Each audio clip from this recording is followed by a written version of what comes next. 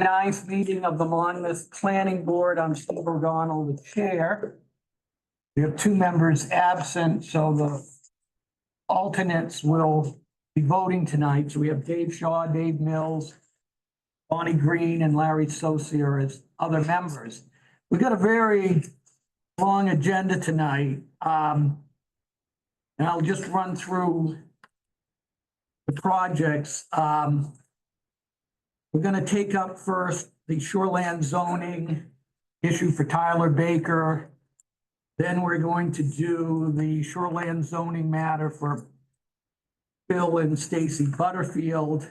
Because we expect those matters wouldn't take long. And then we're going to go to item E, Berry Renewables.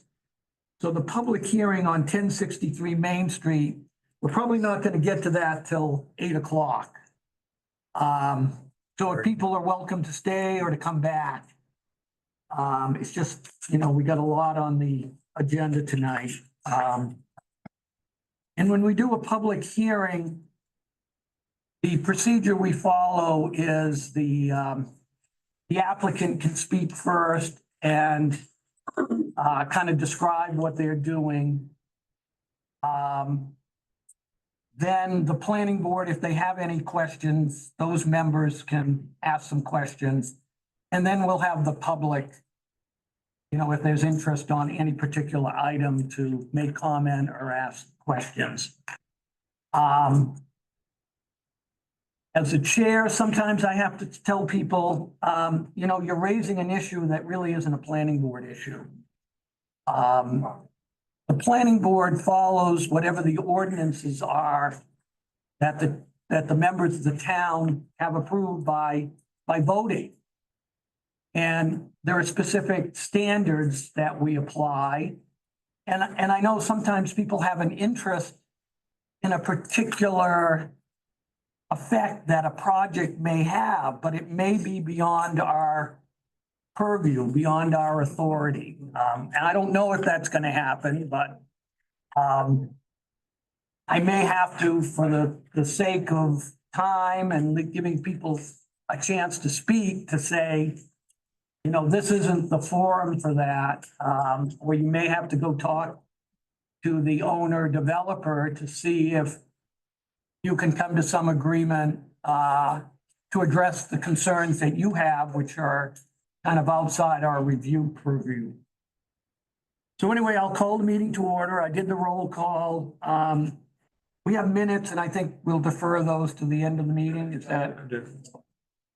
So the first matter we're going to talk about is a request by Tyler Baker and his wife.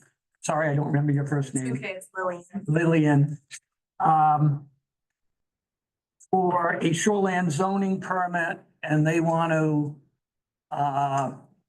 they have a cottage that's older, 12 feet from the shore of Cobussy, has some environmental and safety issues with it. And they want to build a new building, and you're going to plan to move it back. Yeah, basically from feet. 12 to about 50 to 55. Right. So we had a site visit last Saturday. A couple of members of the planning board were there. Both Dave Mills, Dave Shaw, myself. I went today, so we'll look at it. Larry looked today. I know Bill Monagle drove down there from Cobussy Watershed. And Dan Kaplan was there at the meeting.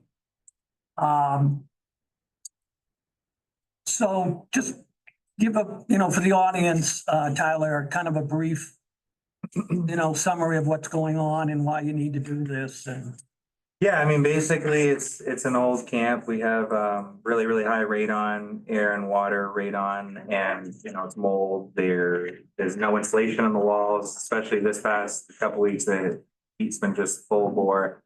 We want to be able to build a bigger place and realize that moving back will be good for the shoreline, good for the aesthetics, good for us because we can go bigger, do the attached garage, that kind of thing, and that's important to us. So with the kids, and we plan on being here for 25 years plus years. So Just want to make it comfortable.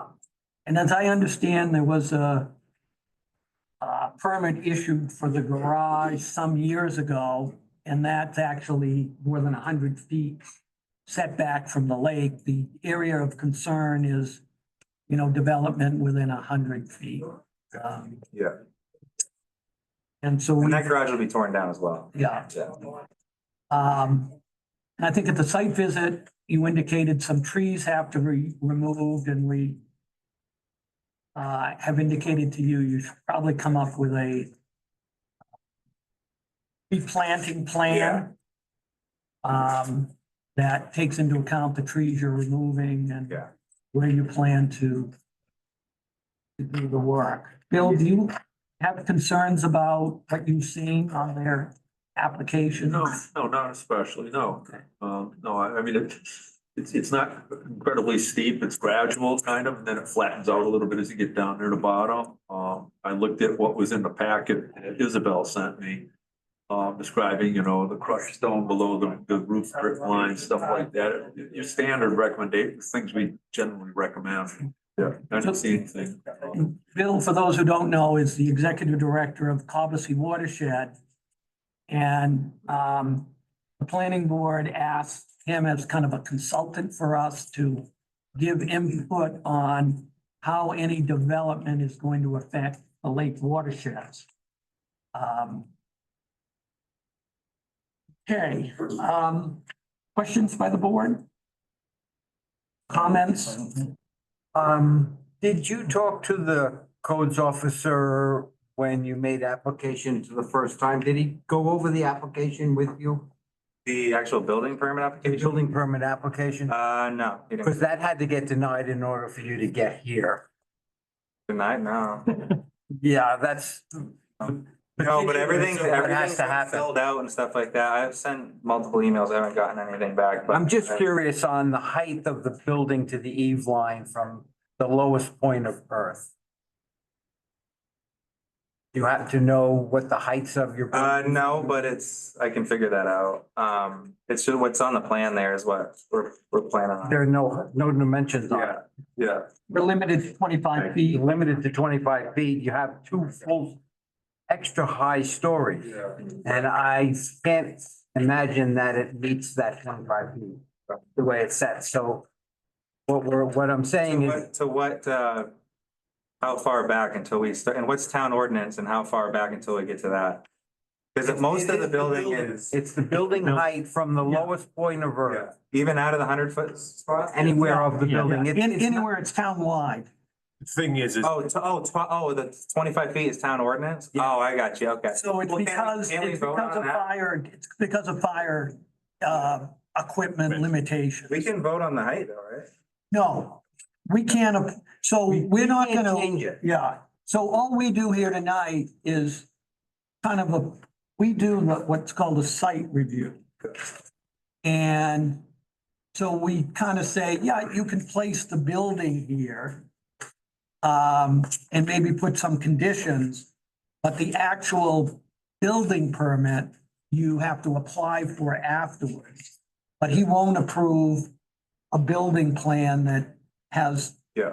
goes over that height limitation. So we're voting on the footprint basically, Yes, and then we'll determine the height stuff. right, Okay, but and he there's no way can't, to vote for, how do people build like churches and like, tall stuff? well, yeah, he can't. well, I think a lot of the stuff that's in town has already been built prior to the update of the ordinance. Yeah, What it came down to is, Because there's nobody behind me or nothing like that. It's all. it's all, there's a It fire. has nothing to do with that. It's all Yeah. fire protection. Okay. They have 27-foot ladders, and that's why you can't go more than 25 feet. Yeah. They have 32-foot ladders, I'm sorry, and the height of an extension ladder at 35 feet is 25. By the Yeah. time you kick it out. It's just gotta get to a window, right? No, They're talking about. You have to get to the roof. the eaves to the It's the roof. eaves. So what are we talking about for the height of the building? Are we talking about to the eaves or are we talking about the peak? Eaves. Oh, to the eaves? Oh, okay, I got you. We're But with We're good then. 35 for the top of the building, shortly. 35 to the top of. the Okay, building. it should be good then. I think. Which you're good at. I could not get 25 feet. It worked out to 27. Okay, when I did it okay. just with a ruler. Okay, so you're talking about 2 years. So you got a line. 20. So yeah, we should be good then. to the east. Yeah, we should be good. Yeah. And that's what, when you get your building permit, Yeah. that's where that will come up. You're You know. 2.5 feet out of the ground, 11 foot and 10 foot. Yeah. You don't have 25 feet. It's the way it sits. So, well, if I have 9 foot and 9 foot, that's 18 foot. Plus the floor, plus the ceiling, plus what you're out of the ground with the concrete. Yeah. So You as don't long as have- that eve is less than 25. Right.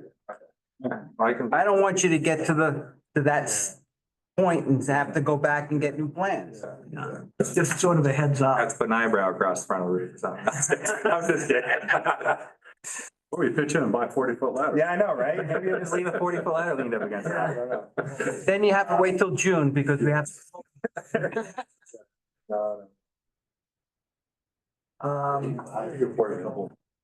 So do we have, I would entertain a motion that as proposed, that this project with the building setback as proposed meets the required setback to the fullest extent practical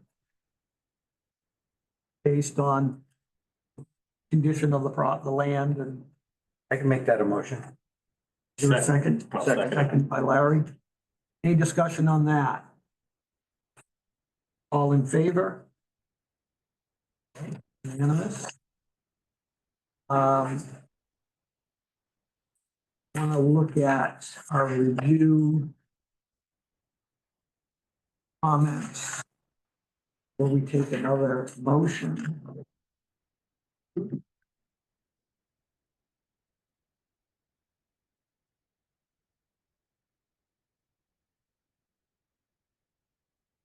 Okay. So on page 5 of the planner's review, the planner proposed 9 conditions.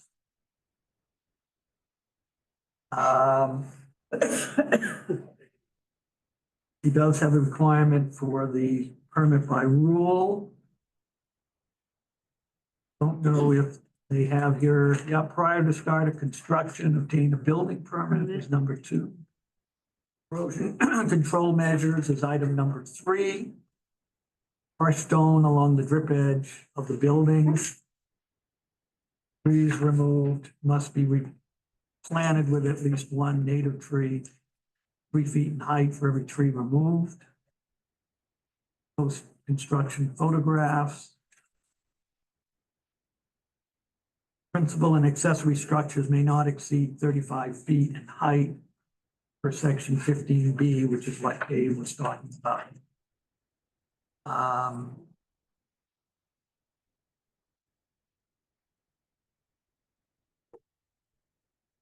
Then she's got number 9. Prior to start of construction, the applicant shall obtain flood hazard development permit from code enforcement officers. As part of this, the lowest floor elevation or openings of all buildings and structures, including basements, shall be elevated at least 1 foot above the elevation of the 100-year flood, or the flood of record as may be applicable. Get that from the surveyor. Anyone see any other conditions? You mentioned a vegetation plan Yeah, I think we would add that to the tree. for the tree by Yeah, number 5.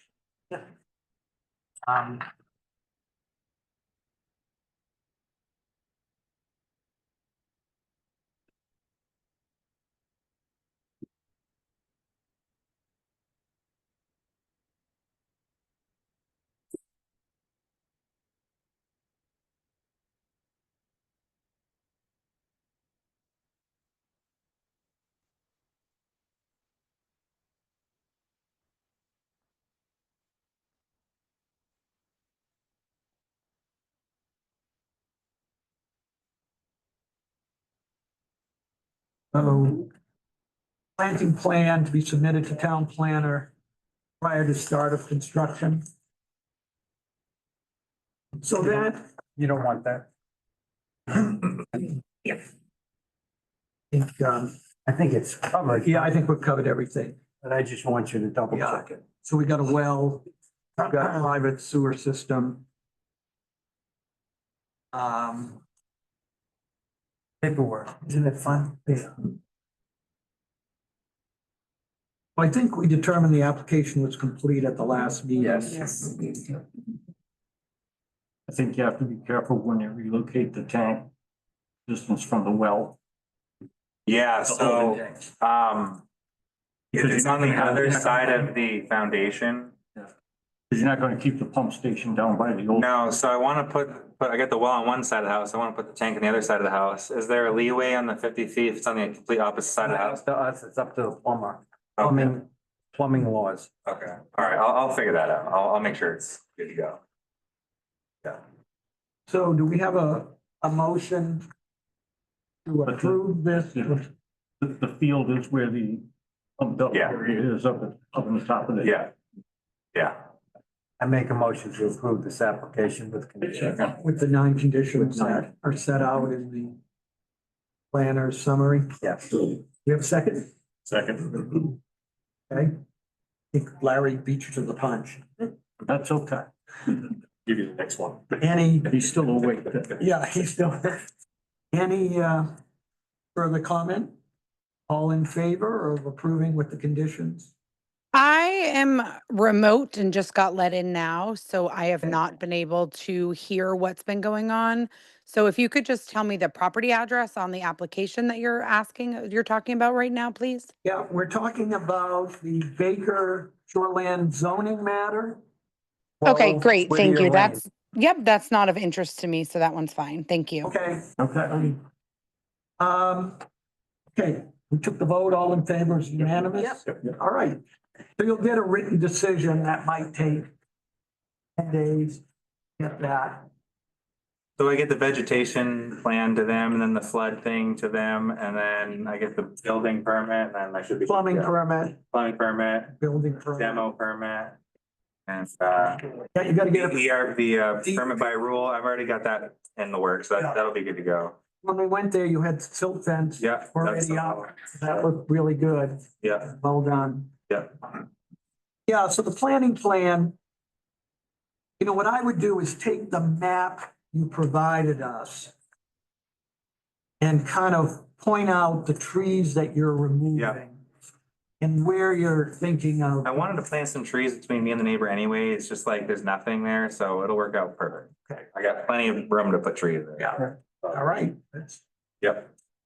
Bill, anything that you, No. all right, we're And good. probably about the only thing I guess I would just keep in mind on is that within a shoreland zone, you're allowed a 10,000 square foot clearing.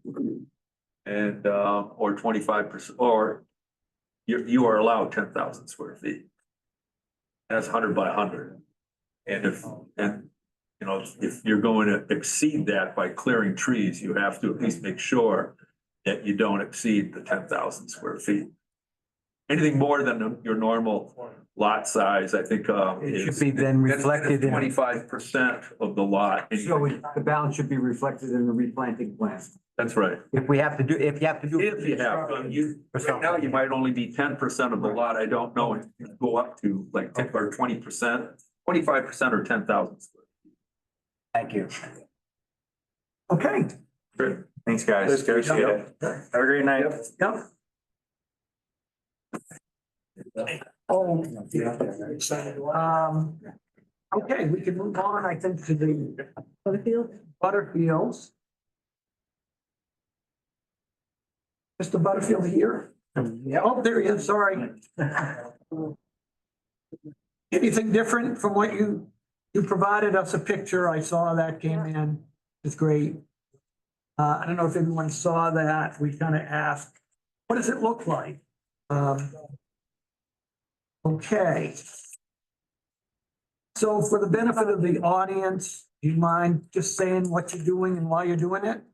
So roughly 30 or 40 acres that I have.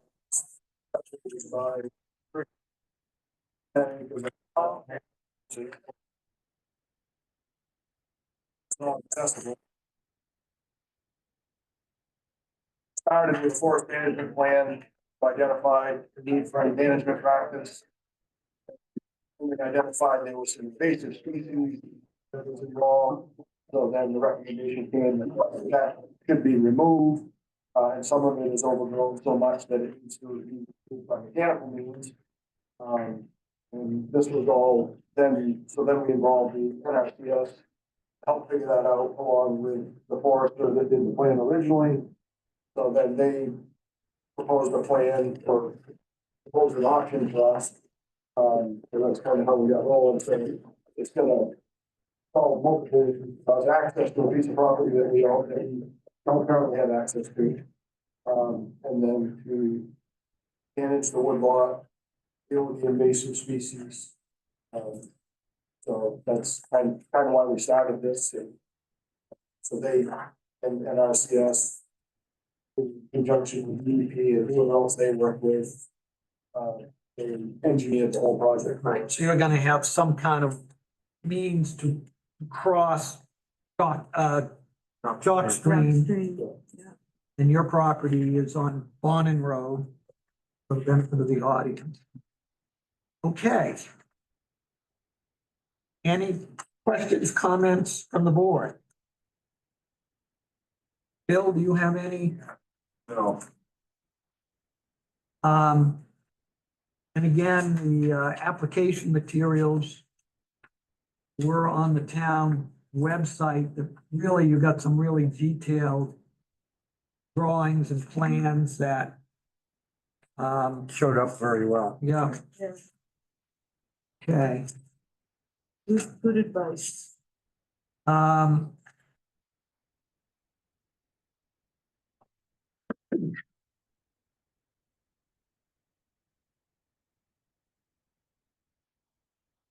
You know, I'm looking at Isabel's memo.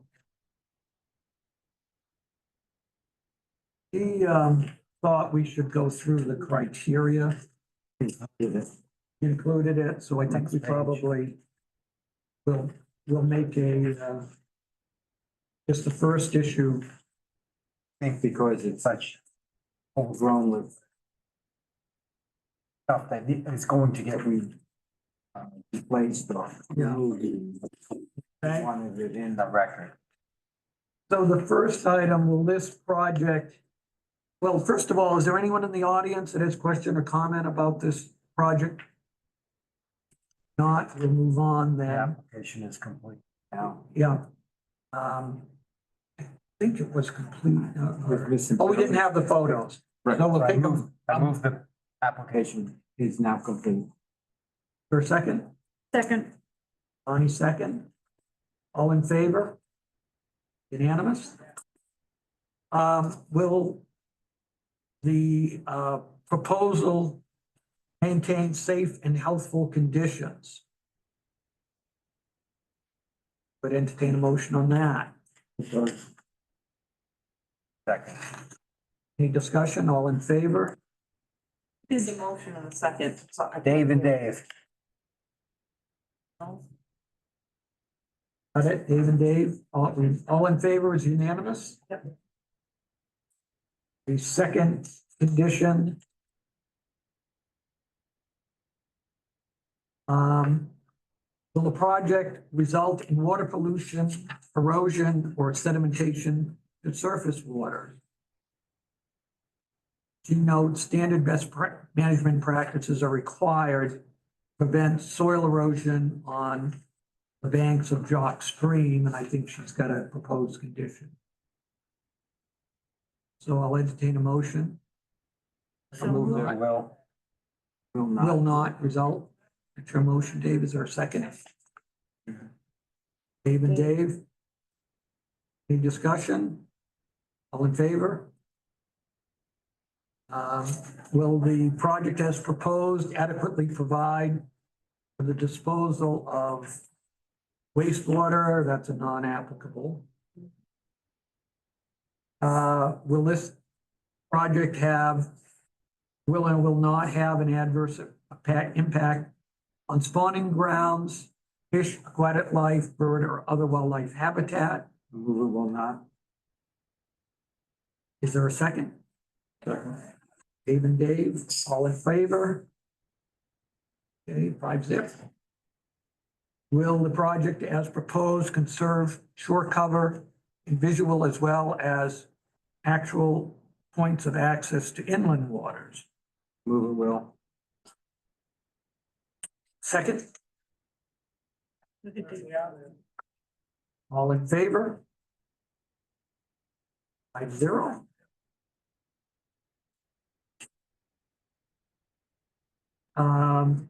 Will the project protect archaeological and historic resources as designated in the comprehensive plan? Move it, Will.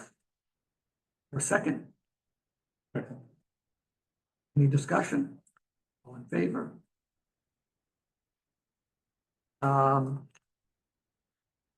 Will the project as proposed avoid problems associated with floodplain development and use? I move it, Will. Second? Dave? Any discussion? All in favor? Okay.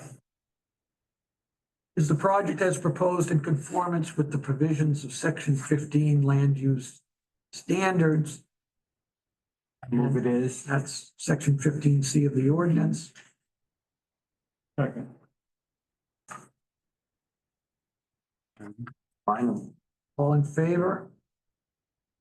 You could probably combine A, B, and C. Yeah. I think we are 5-0. Okay.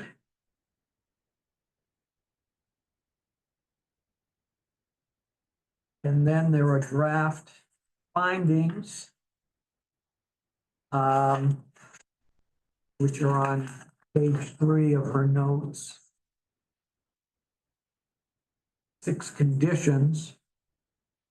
The usual one, it's limited, the approval is limited to the plans contained in the application, supporting documents. Any deviation from the plans must be reviewed and approved. Prior to start of construction, the applicant is required to obtain a building permit from code enforcement. Appropriate erosion control. Earth moving. Earth moving, probably we should say earth moving. Well, it's a structure. It's a structure, but I don't know if they count. So we probably should say building permit and earth moving permit. So it's on page 3 of our note. Oh, okay. Then we have the standard erosion control, the best management practices. We'll need post-construction photographs. And then prior to start of construction, I don't know if you've already asked DEP for a permit by rule. It's already been submitted and it's well past the time, so it's all in place. All right. And then in accordance with section 15H9 of the ordinance, the bridge shall be maintained on a regular basis to ensure effective functioning. That's up to you. Well, you know, and that's, We don't tend to do all this work just for fun. yeah, exactly. Should there be a requirement of a letter or something?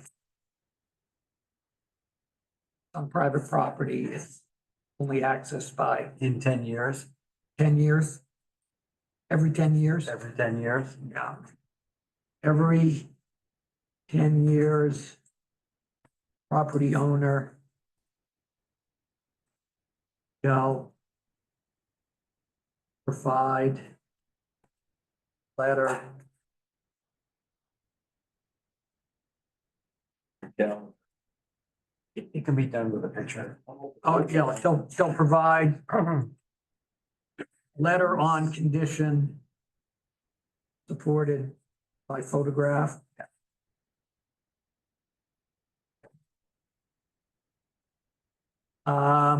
Is there anything else?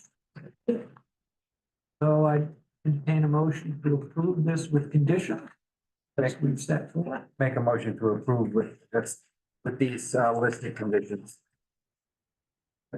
Second by Dave. All in favor? Okay.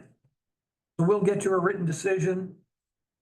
When you're ready to do any earth moving or construction activity, you can talk to Andy, the code enforcement officer. He'll have to issue you a permit, separate permit from ours. Okay. Thank you for coming in. With that, we'll move on.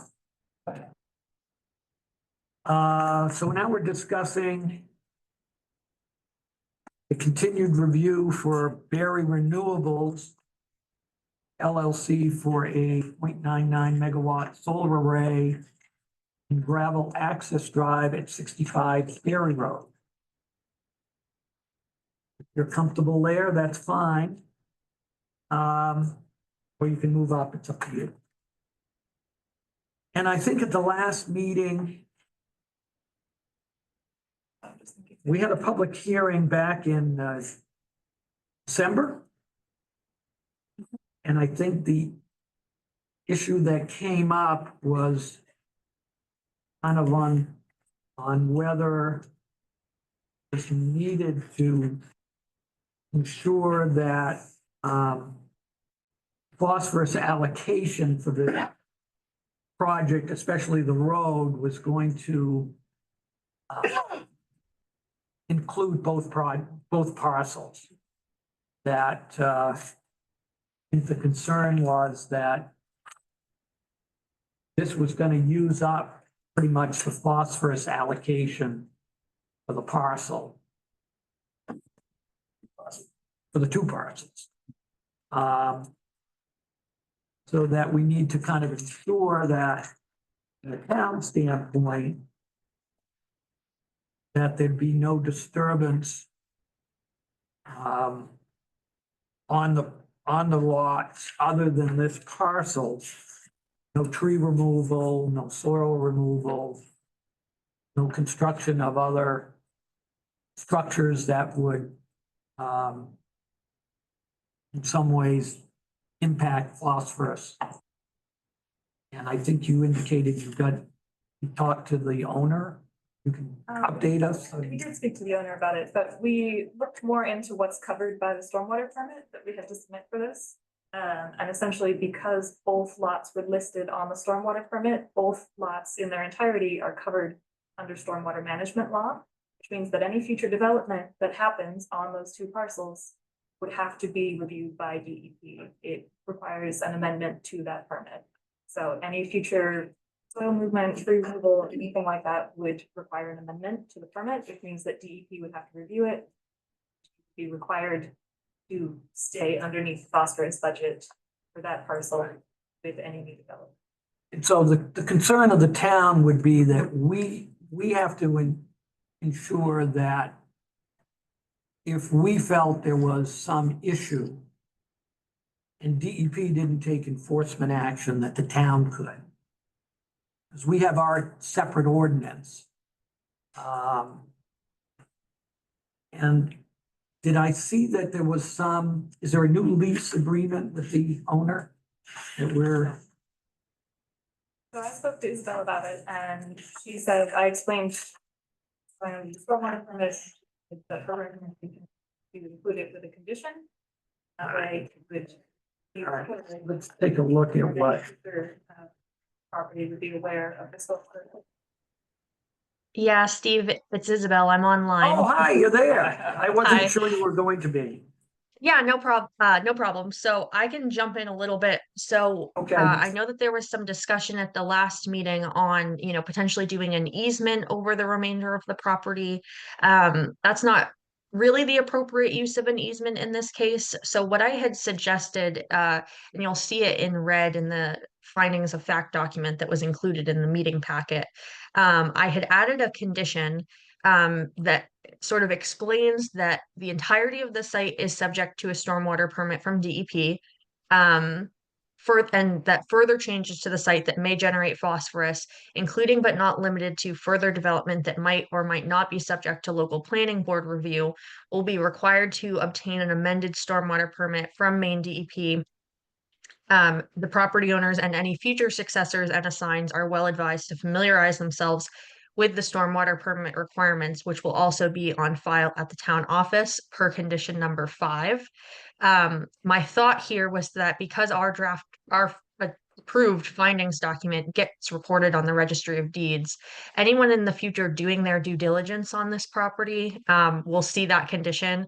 We will also plan to reference the approval number or the permit number from DEP so that they have direct access to view that into the future, to sort of flag for folks that this is an outstanding issue and that there are further limitations than what our local ordinance would put on development on this parcel.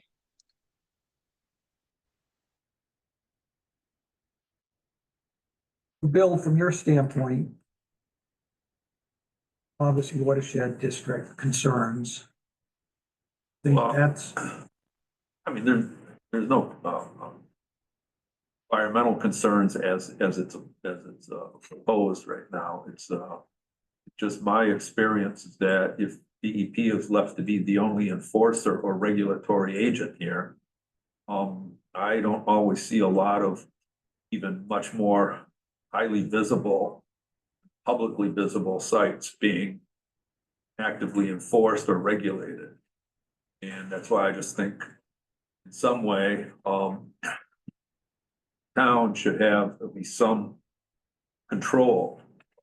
Needs to be able to do their own enforcement on the whole, both lot 73 and 74. The owner of lot 73 and 74 is not the applicant.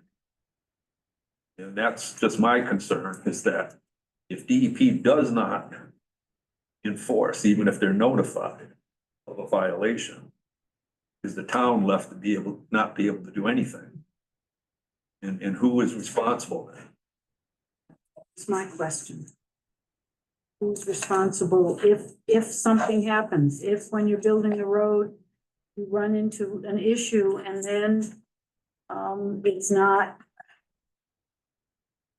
In reality, I mean, this is not like Route 202 over here. It's not gonna be like, the highest likelihood of further development happening. But the thing is, there are activities like they're saying that soil movement, tree removal are things that are gonna be regulated by DEP. But DEP will not be notified of any activities if the applicant isn't going to them. If the applicant doesn't have to come here to do things, there are things that you can do without a building permit or a conditional use permit. It can cause or increase stormwater runoff. And it can go just totally unknown or unseen and it's not regulated. And I just think that, I don't know, it's just, I'm not afraid of anything. I mean, the likelihood of anything happening is very little. It's just a matter of practice is what it is. And it's, generally, and I mentioned this at the last meeting, very rarely, if ever, have I reviewed, and I've been doing this since 92 for the towns, all 8 towns in the district, have I run into a situation where the applicant has only right title and interest on a small portion of a larger parcel, but is using the larger parcel to budget the smaller, their activity. And so you have two parties here. You have the applicant and then you have the property owner. And DEP could say they have control over the owner's whole entirety, even though they're not the applicant, but I don't know if the town has control over the whole parcels. well, I would think that, and the problem you have, even if you have a lease, I was thinking here that the lease could be amended, The but, owner is still the owner.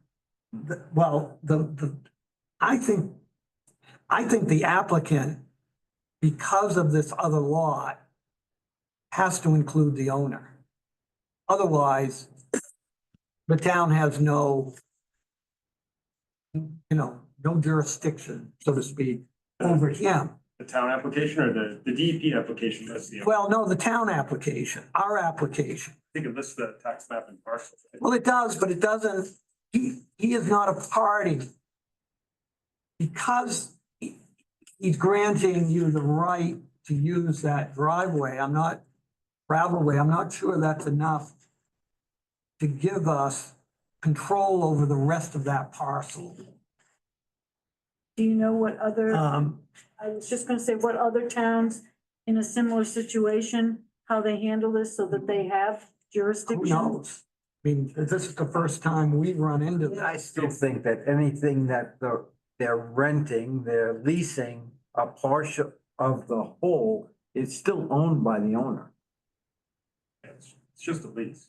It's only a lease. So any other application, maybe the application that we get to put this in, building permit should have signed by the owner, but he is the owner of the parcel. But, yeah, it just seems to me as that, it would make sense is that, I mean, if the right title and interest only extends to 7.9 or 5.9 acres, Right. and if the property owner of the whole 48 plus acres, whatever it is willing to say that we're gonna do nothing on the whole 40-something acres for at least a 20-year duration of your lease with the solar panels, you're gonna remove the road when you're done. I don't understand why it wouldn't be just as easy to say, we'll lease the whole 40-something acres. That way the applicant has right title and interest to all 40-something acres that they're using for their phosphorus budget. There's cost implications. But does there have to be, if the property owner is saying that they don't even, that they are willing to do nothing? So then the property is really not of any use to them for the duration of the lease of the 7.9 acres. Right. I don't know, I mean, would it be a discount to lease it or, but What's to say he could lease the rest of it to somebody else? there's got to be a way to be able to address the concerns. Right, Yeah, Yeah. other than doing all that. It's just that and I'm not saying it's a big deal breaker here, but, no, but it's just that I've seen too often, and I'm not bad mouthing any big departments or state agencies. But there are big projects, stormwater law projects that have been brought to the DEP's attention. Right on 202. 5 years ago, had been under enforcement order in big projects, and nothing has been done. And so I'm not saying that the town would be any more Vigilant. aggressive under enforcement, but it's just well, it's an option. we're a long way from Augusta here on Berry Road. Yeah. Yes. You always find instances like that. I guess we're always looking for the what if that's the case. We always, SME, we always amend stormwater permits. It's the first thing we do. When any developer comes to us, we immediately go to DEP. We call if nothing's unregistered, but we suspect something, there's a permit there, we always call. I just think the town has to have some say if it comes to it. That's. I think Bill's point is well taken, that DEP doesn't always do what the town might think should be done, and so the town may need that option. And Is, one of the standard conditions, isn't that no further development of the lot? well, it has to be more, I guess the question is, what does development mean? And That covers the entire 48. well, yeah, but so someone might say, well, if I have that lot cut, say, for forestry, is that development? I mean, we have to make sure we define the term. Steve, I mean, if it's legally binding, if the town in their conditions says that there shall be no further development other than the solar array and the road on lot 73 and 74. And they have the authority then to enforce any activity above what's being applied for here, that's fine. Right. But we don't have that. But we don't have that. That's what we talked about last week. I thought, We don't have, last meeting, we don't have. that I thought there was gonna be something that tied the that lot to this project. You know, that They didn't make either the he was gonna application. be joined or the LLC, They made the application. yeah. They have a And lease. I don't think there's a problem with this getting approved, from my perspective, as long as the town has the ability to prevent further development on this lot until decommissioning and remediation occurs. And how Yeah. do we? Steve, Right, sorry, Melissa. can I jump in for a second Yeah. when you're ready? Okay, I was just going to say, I think condition number 19 covers you there. I'm very reticent to say no further development on this site without planning board approval, period, because I think that is a little bit too limiting because the planning board, doesn't have the authority really to review some of these tree removal things or the soil movement. So I think the condition covers us enough such that it would be an enforcement issue if that was occurring without DEP approval through the stormwater permitting process.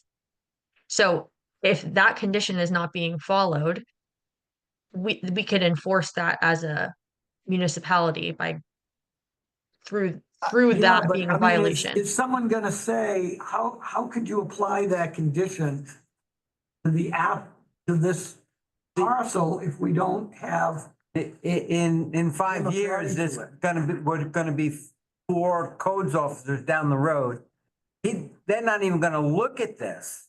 If it's such a minor thing going on the other parcel, say it's only a 10 by 12 something being built, but it does affect stormwater, that codes officer is not gonna know to send this by any means to DEP. Because it's not gonna meet the requirement for DEP of what that owner is doing at that point. It's tough think- because Yeah. he's not gonna look at a deed. He's gonna look at what's left of the property and say, yeah, there's 6 acres. I think we need something in writing from the owners that they're aware of, say, that condition and they're willing to abide by it, so we have something that we can in the future if we need it. I guess to that point, if you're 5 CEOs down the line and that's in writing somewhere, it's, where it's what ifs down the line. That's kind of. It's a lot of what Yeah. ifs. I'm looking at what's happened in the past. Yeah. And, And I thought it was, I thought we made it pretty clear at the last meeting that we felt there needed to be something tying the owner to the project. I know Isabel has her I apologize. opinion, but I don't, Yeah, that was what we had conversations with Bill and Yeah. Isabel, and that's why we kind of, yeah, DEP stormwater permits seem to satisfy both, so that's why. yeah. That's And why. So if I may, we did consult with council after the last hearing. And they weren't comfortable with the notion of outright restricting future development and conditioning. Do that. We elected not to have council attend. Well, from my perspective, I don't think council would make a difference to us on this point. We're making that judgment that the town has to have some way to enforce this against the owner of the lot where the gravel driveway goes through. That's my position. I will not support this project without that. I don't know how the other members feel. But I just think there needs to be something that we can enforce against the owner should that arise. I don't. So if that's your position, and that's ultimately the board's position. Yeah, I don't know how everybody else feels. I think, once again, it would be our position to want to continue this hearing. Meet again next month, talk to council about how best to address the concerns that you're raising. Yeah, and you can have counsel call me. I'd be glad to talk to him about it. I'm an attorney as well, and that's my concern is, will the town have jurisdiction over that lot for any other development outside of that roadway? My concern, our concern is number one, as I've made a point of, this is a first. And using a large parcel of land to do a development on a small portion of it. And using the full phosphorus budget to maybe overdevelop. If there was only 7 acres of land here, they would not be able to meet their phosphorus at all. Right. But there's 40-something acres, they're able to do that. I'm concerned about setting a precedent as far as how we review things. We review things for subdivisions that don't go to DP at the local level. We review commercial developments that don't go to the DP at the local level. And I'm concerned about the possibility of somebody looking at a parcel on 202 that may be a 20-acre piece of land, but they're gonna lease 3 acres along 202 for a large development or a business. And they're gonna use the full 20 acres of phosphorus, and they're gonna develop 3 acres. And somewhere in the back 20, something else is gonna happen. Exactly what I And said. it's that's where it comes down to right title and interest. And I have a hard time believing that you can get out from underneath that kind of requirement, because in site law, that's what a parcel is called. The phosphorus budget is based on the parcel. The parcel has to be right title and interest. And if you go to chapter 500, the stormwater law, it says under parcel, we use the same definition as under site law. And what I'm looking at is outside the leased area, the applicant does not have, as far as I can tell, legal right title and interest. But they're using that as part of their definition of the parcel. And I'm not trying to be a heavy on this at all.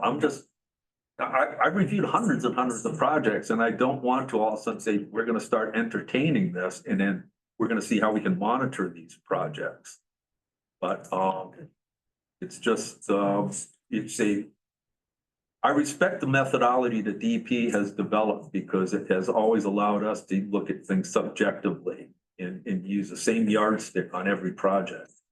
And this seems to me to be a little bit outside of the written guidelines here. And I've tried to, I told Anna that I would try to connect with DP before this, and I have made 3 calls to Cody Abrupta. I've not received a return call yet. And so I just want to know exactly how they are reviewing it. She did furnish me with a copy of the application that went to DEP for the stormwater permit. It did include lot 73 and 74. But I would like to know from them how they're viewing it legally, and when they do their department order, their L number permit and all that, what are the conditions gonna be on lot 73 and 74? Is it gonna be no disturbance or any activity, actually, is generally what I've seen in the past. So again, but we're not an enforcement agency. We have the right to do that, but we don't. We're an advisor to you folks who are. So, anyways. To Bill's point, we did meet with Cody Abrupta several months ago in pre-application meeting for this project. And I ran through our process for the calculations with him, and he was fully comfortable with how we're doing it. I explained that the lot itself is larger than the parcel, than the leased area that we're using, but that the budget that we are basing it on is for the entire lot. He was comfortable with that. So that's how the DEP rules are written. That's how we did the calculations. And that's. Yeah, but they may be comfortable, but I'm not. I will just share something with Anna that I haven't before, is that my understanding is this has been brought to Jeff Dennis's attention, and Jeff spoke with Cody, and Cody does not really recall that that was his understanding, that the parcel, that the whole parcel is not being leased. That was his recollection. We emailed the Beth Callahan. She confirmed our methodology. I think they should try to Yeah, I work think, and come back. yeah, I think if you want to come back to the next meeting with some, yeah, I'm the owner of the property. My Okay. name is John Dumont. I've had that property for 40 years. I've paid taxes on it for 40 years. And it's tied up with other acreages that abut it. And almost ludicrous to think that we would lease a parcel and then be subject to not being able to use property that we have. If we want to develop something on that other property, which I'm probably not planning on doing that, but if I wanted to, it's my right to do it, but I would have to go through the town to file a permit to develop another building, another house, several houses, but it's not likely that's gonna happen. But see, we need more than that, John.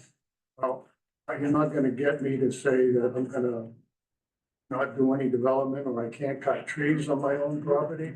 That doesn't seem right. Well, that's where you get into the phosphorus issue. See, right now, the development that they're doing with their road and their, and not the solar panels per se, but all their other infrastructure that is phosphorus, generating phosphorus are using essentially 95% of your property's value in phosphorus export. You're allowed about 1.65 pounds based on your 40-something acres. They're using out of your 1.65, their project is accounting for 1.6. But I'm comfortable with the DEP. I've worked with the DEP for the last 20 years on all kinds of issues, contamination issues, and they've been very responsible and I found them to be very professional. So I don't share the same values you have that we need another agency to come in and do oversight on them. We have some different standards than they have. That's part of it. But DEP standards would, if you came in, with on lot 73 and 74 and wanted to do something more, DEP is acknowledging that their project is accounting for 1.62 of your 1.65. I understand you're using empirical data to do that. That's what DEP uses. Yes. And they would use it on you when you come back to. I can't translate it into the next phase, which is to take 40 acres of a parcel and not generate any income on it if I want to do something. That's not right. Well, that's the effect though of leasing it for this solar project. You're using up what you're allowed to do on that piece But to again, a certain I'm extent. comfortable with relying on the DEP's oversight on it. But see, we're not. We've had experience with DEP that hasn't been always positive. So that- From a town standpoint. Some relationships, yes, But but I can't do it. Even through DEP's standard, it's not, DEP wouldn't prevent John with this permit, wouldn't prevent John from doing any further development. It would just mean that if he wanted to do further development, more stormwater control would be required on the lot. It might be required in us, on our area, it might be required for wherever and whatever he's doing. But even through the permit, it's not no development, it's you must meet phosphorus budget for the lot. With everything that's going on the lot. They can do further development, do certain treatment, pay a compensation fee. There is things that could be done. But there'd be a cost to it. So, but it would have to be regulated though too, so.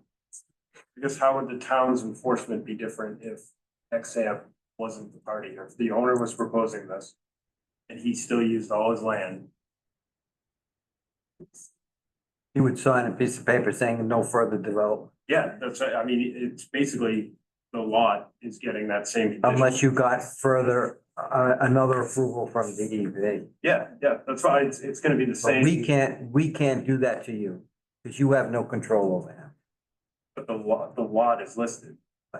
We're only approving that little bit. he's not the applicant. You're not the applicant. If you were the applicant, then we could put that in as a condition. But the permit covers the applicant's property. Not our But permit. we can't force him to go and put a pond in to meet DEP if that's what they require. Because he already has his accounting there in front of him. And technically, our ordinance also requires that we shouldn't approve a project until DEP does their work. Now, we have often made it a condition of approval, but I mean, a project like this, you sometimes say, should we go by the letter of the ordinance and say, okay, we'll review this when you have the DEP permit? But the letter of the ordinance says we should. But I don't know, it's an unusual, we haven't had this issue quite like this before. It helps well to know it would be difficult to do certain things on the rest of this property. There's a big stretch of wetlands.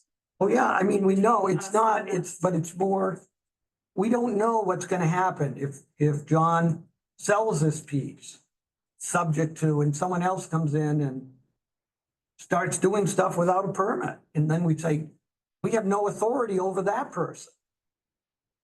So I think we've heard your feedback. Yeah, I'd like okay, to take the opportunity to step back, probably. All right. all right, we'll come back I make a motion to table it, to the February meeting, February meeting. Second, all in favor? Okay. All right.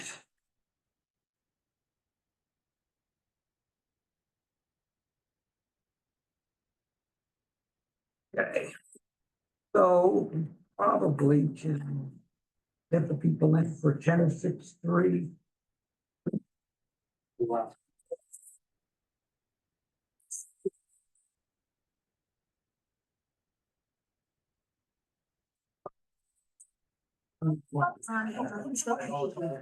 about the HOA Yeah, and how the taxes are being done and who's running the HOA. bylaws. Through, Bylaws came in. It's all explained okay. You don't have a copy. Copy is back here. Oh, okay. That's Can we why I get the haven't seen it. bylaws? Bylaws.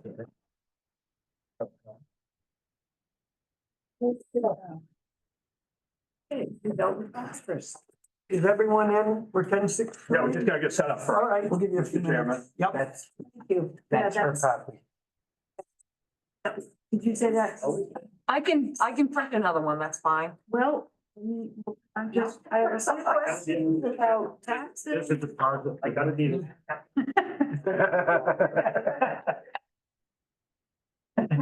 They should be.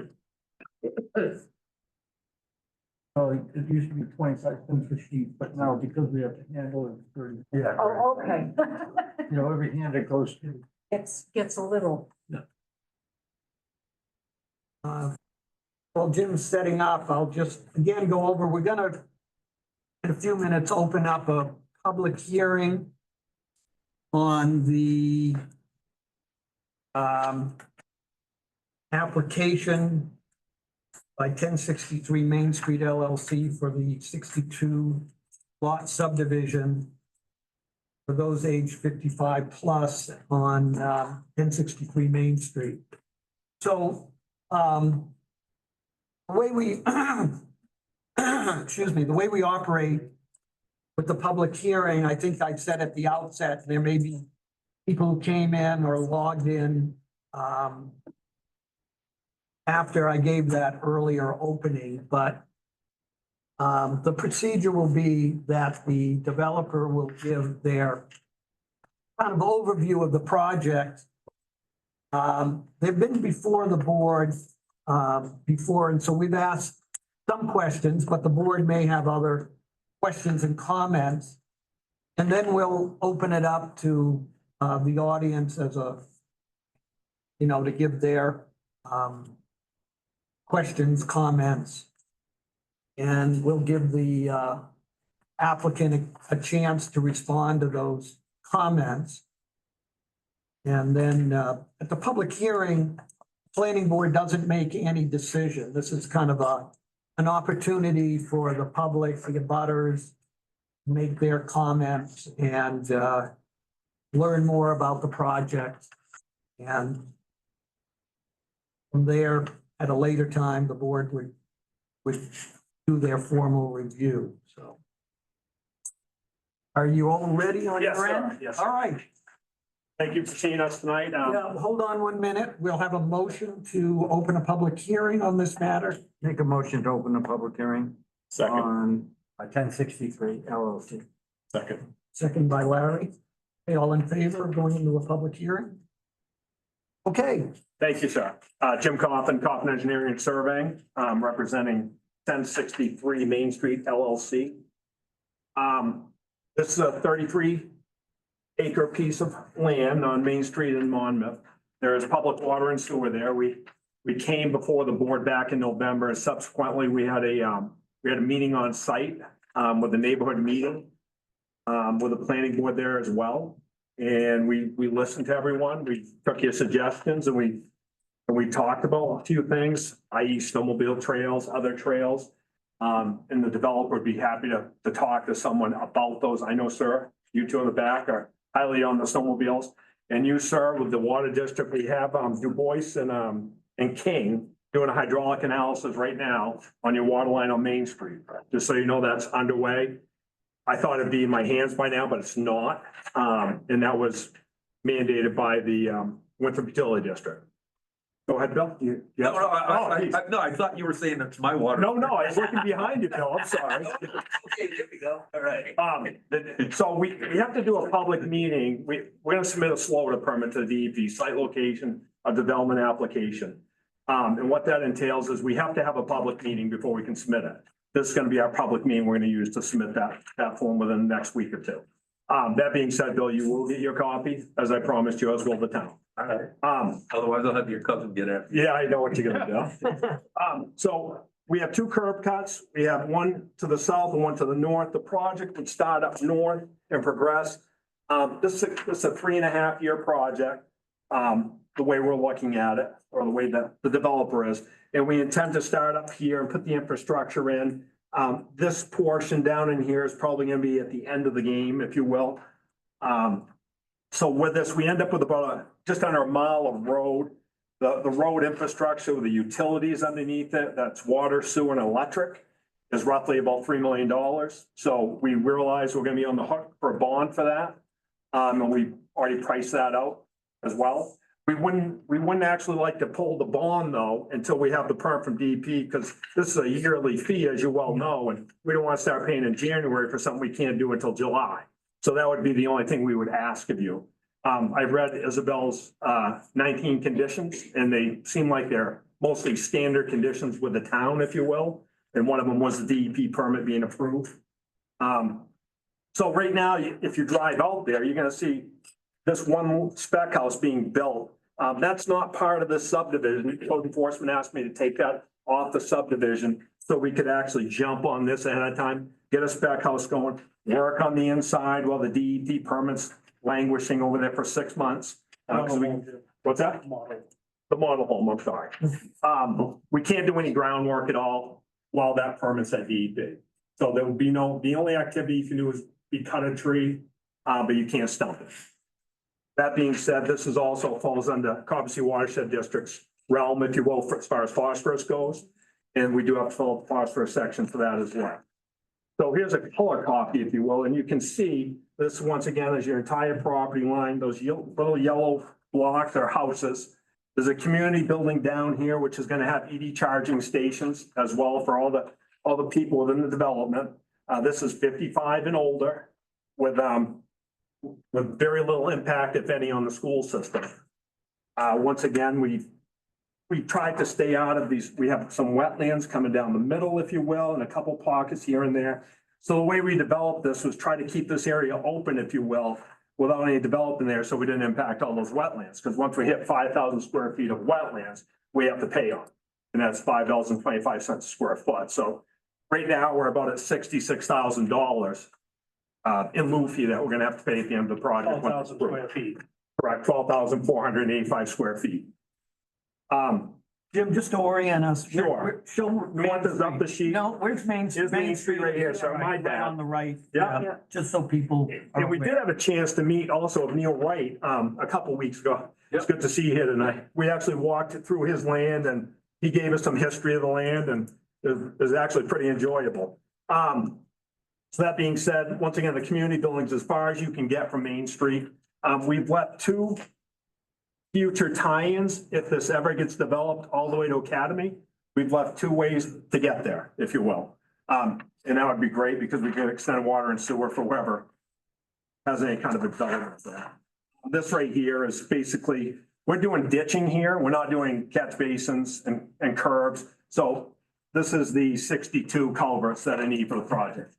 We have 3 ponds, 1, 2, and 3. These ponds are filter ponds, if you will. They're called under drain soil filters. Let me show you what they look like. So this is what one of these ponds looks like. There's a filter underneath it with crushed stone and pipes. What happens here is these ponds have to empty within 24 hours of a rainfall. The last drop hits. They'll be totally empty within 24 hours. But there will be standing water in there, obviously, during that 24-hour event. So this is what that looks like. This would be your outlet control structure, which regulates the amount of flow leaving the pond. So this does 2 things. This pond allows us to treat the quality of the stormwater as well as the quantity.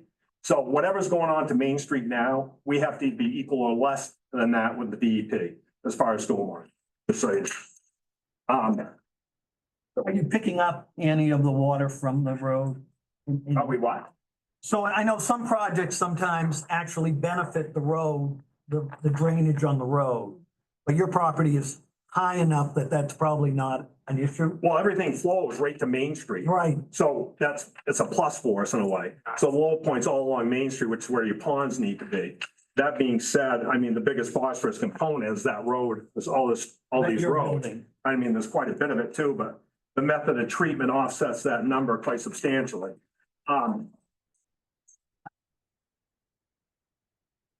Just want to show you the houses are gonna look like. So Hammond has drawn up some plans for us on these houses, which are gonna sell with the lots somewhere between $450,000 and $500,000. And like I said, we have 62, big tax benefit to the town, if you will. The clubhouse itself will look like this, and the people within the development will be able to use the clubhouse. There'll be a sign out sheet for that. Lot 62 has it on Monday from 7 to 9 and stuff like that. As I mentioned, Du Bois King is doing the hydraulic analysis. I just want to cover the rest of this. We talked about the wetland impacts being 485 square feet. The traffic has been done by Sewell Company, and they've come back. And all we are going to need here is going to be an entrance permit for each one of those driveways, if you will, or roads on Main Street. So we'll be submitting our entrance permit application to the DOT once this goes to the DEP. Can I ask about the Sure can, traffic yeah. study? Excuse me? Traffic Yes, ma'am. study? Because realistically, maybe people are going to be leaving there and going to the theater, the post office, maybe the transfer station. And I do want to ask about trash as well.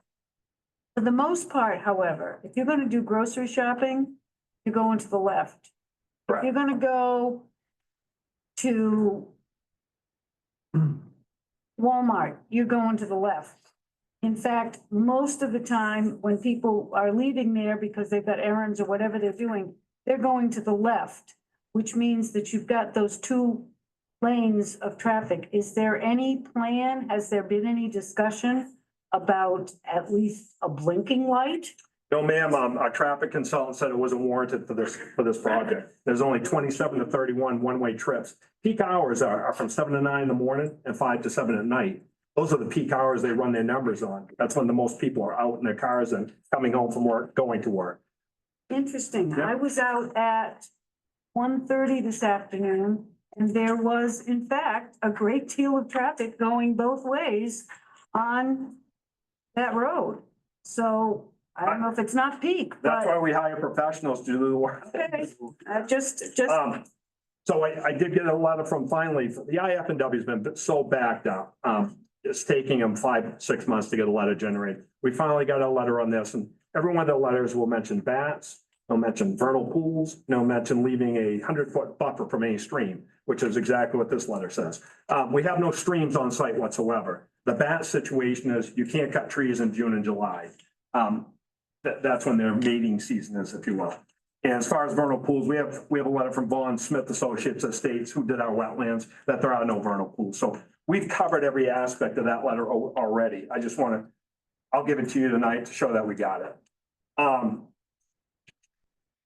Once again, I mean, this water and sewer was put into this area for a reason, and that was to get this land and every other piece along that corridor developed, if you will. They wanted to put that in if they didn't want to develop it. This is a very clean project. I mean, with regard to what we're doing, everything's the same look, same houses. We've added street trees to all this. We're also putting in lights. They're gonna be solar powered. There's approximately 42 lights going in and 50 plantings, if you will, along the streets. That we're adding the ordinance doesn't say we have to do it. They want to do it. They want to make it look good. Want it safe. I want the people to feel safe. If it's a 55 and older community, we want. You know, exactly. I'll entertain any other questions you may have, or sit down, and listen to people talk, whatever you want me to do, Mr. Chairman. Road Association? Yeah, so I'm sorry. We submitted that material. We have a homeowner association that will cover all that. Until, I mean, we're certainly not looking at it somewhere. It just Yeah. came in, Larry. It actually, That's why. thank you for reminding me. You didn't talk about it, I brought it up. No, we do have that in place as Yeah. well. That's a very, it's a nice homeowner association. There's a lot of restrictions there. So I mean, you should read through it. It's good reading when you go back. It's detailed. But anyway, I'll entertain any questions. From the board, anyone? Things to read that. Got a whole bunch of questions. Bill, comments? Yeah, I got a question, Jim, about, well, you got 3 under drain filters, whatever. Is that the extent of your faucet, stormwater faucet? I think we're gonna have to add a little bit more, Bill, because I'm a little bit short right now Short on? on the phosphorus. Okay, I'm over the budget just a hair. yeah, I would imagine. Yeah, I am. We might have buffers going off the backside. Okay, you're going off the backside, but, well, my guess is you're not gonna meet your phosphorus, so you're gonna be looking at compensation fees. We could be. We're close. Really? Well, we're somewhat close. 35 acres at 029. 33 acres. You are right. We are over the budget right now. I'm not gonna say we're not. And you got 62 house lots and over a mile of road. It's not over a mile. It's under a mile. Oh, I thought, oh yeah, 4,000 feet. Yeah, So- 40. But you're right. We do need to have another treatment mechanism there. You're 100% correct. Yeah. Unless we want compensation. I myself am looking for another treatment. Okay, you're the engineer. I know that. Thanks, Bill. Okay, any other members of the audience, questions, comments? If you do, I mean, Yes, I have lots. well, hold on one second, please. So anyone who speaks, we would like you to identify yourself and tell us where you live in terms of relation to the project. So we can start with you on the Zoom. Yeah. My name is Ashley Woodbury. I live at 1033 Main Street. My property directly abuts this project on 2 sides. I have the pond to the north of my property, one of the ponds, and then a driveway to the east of my property. So my property is going to be the most affected by this development, unfortunately, as far as a standing home is concerned. I've filed a complaint already, and some paperwork to the planning board, which I believe you've attached to the addendum, because I was contacted by the Today Maine News the other day, because they had my information to do a news story. So I believe that you've attached my email concerns to the addendum. So I'm not sure if that's going to be addressed as part of this, or if I should go over those concerns right now. That would be your discretion.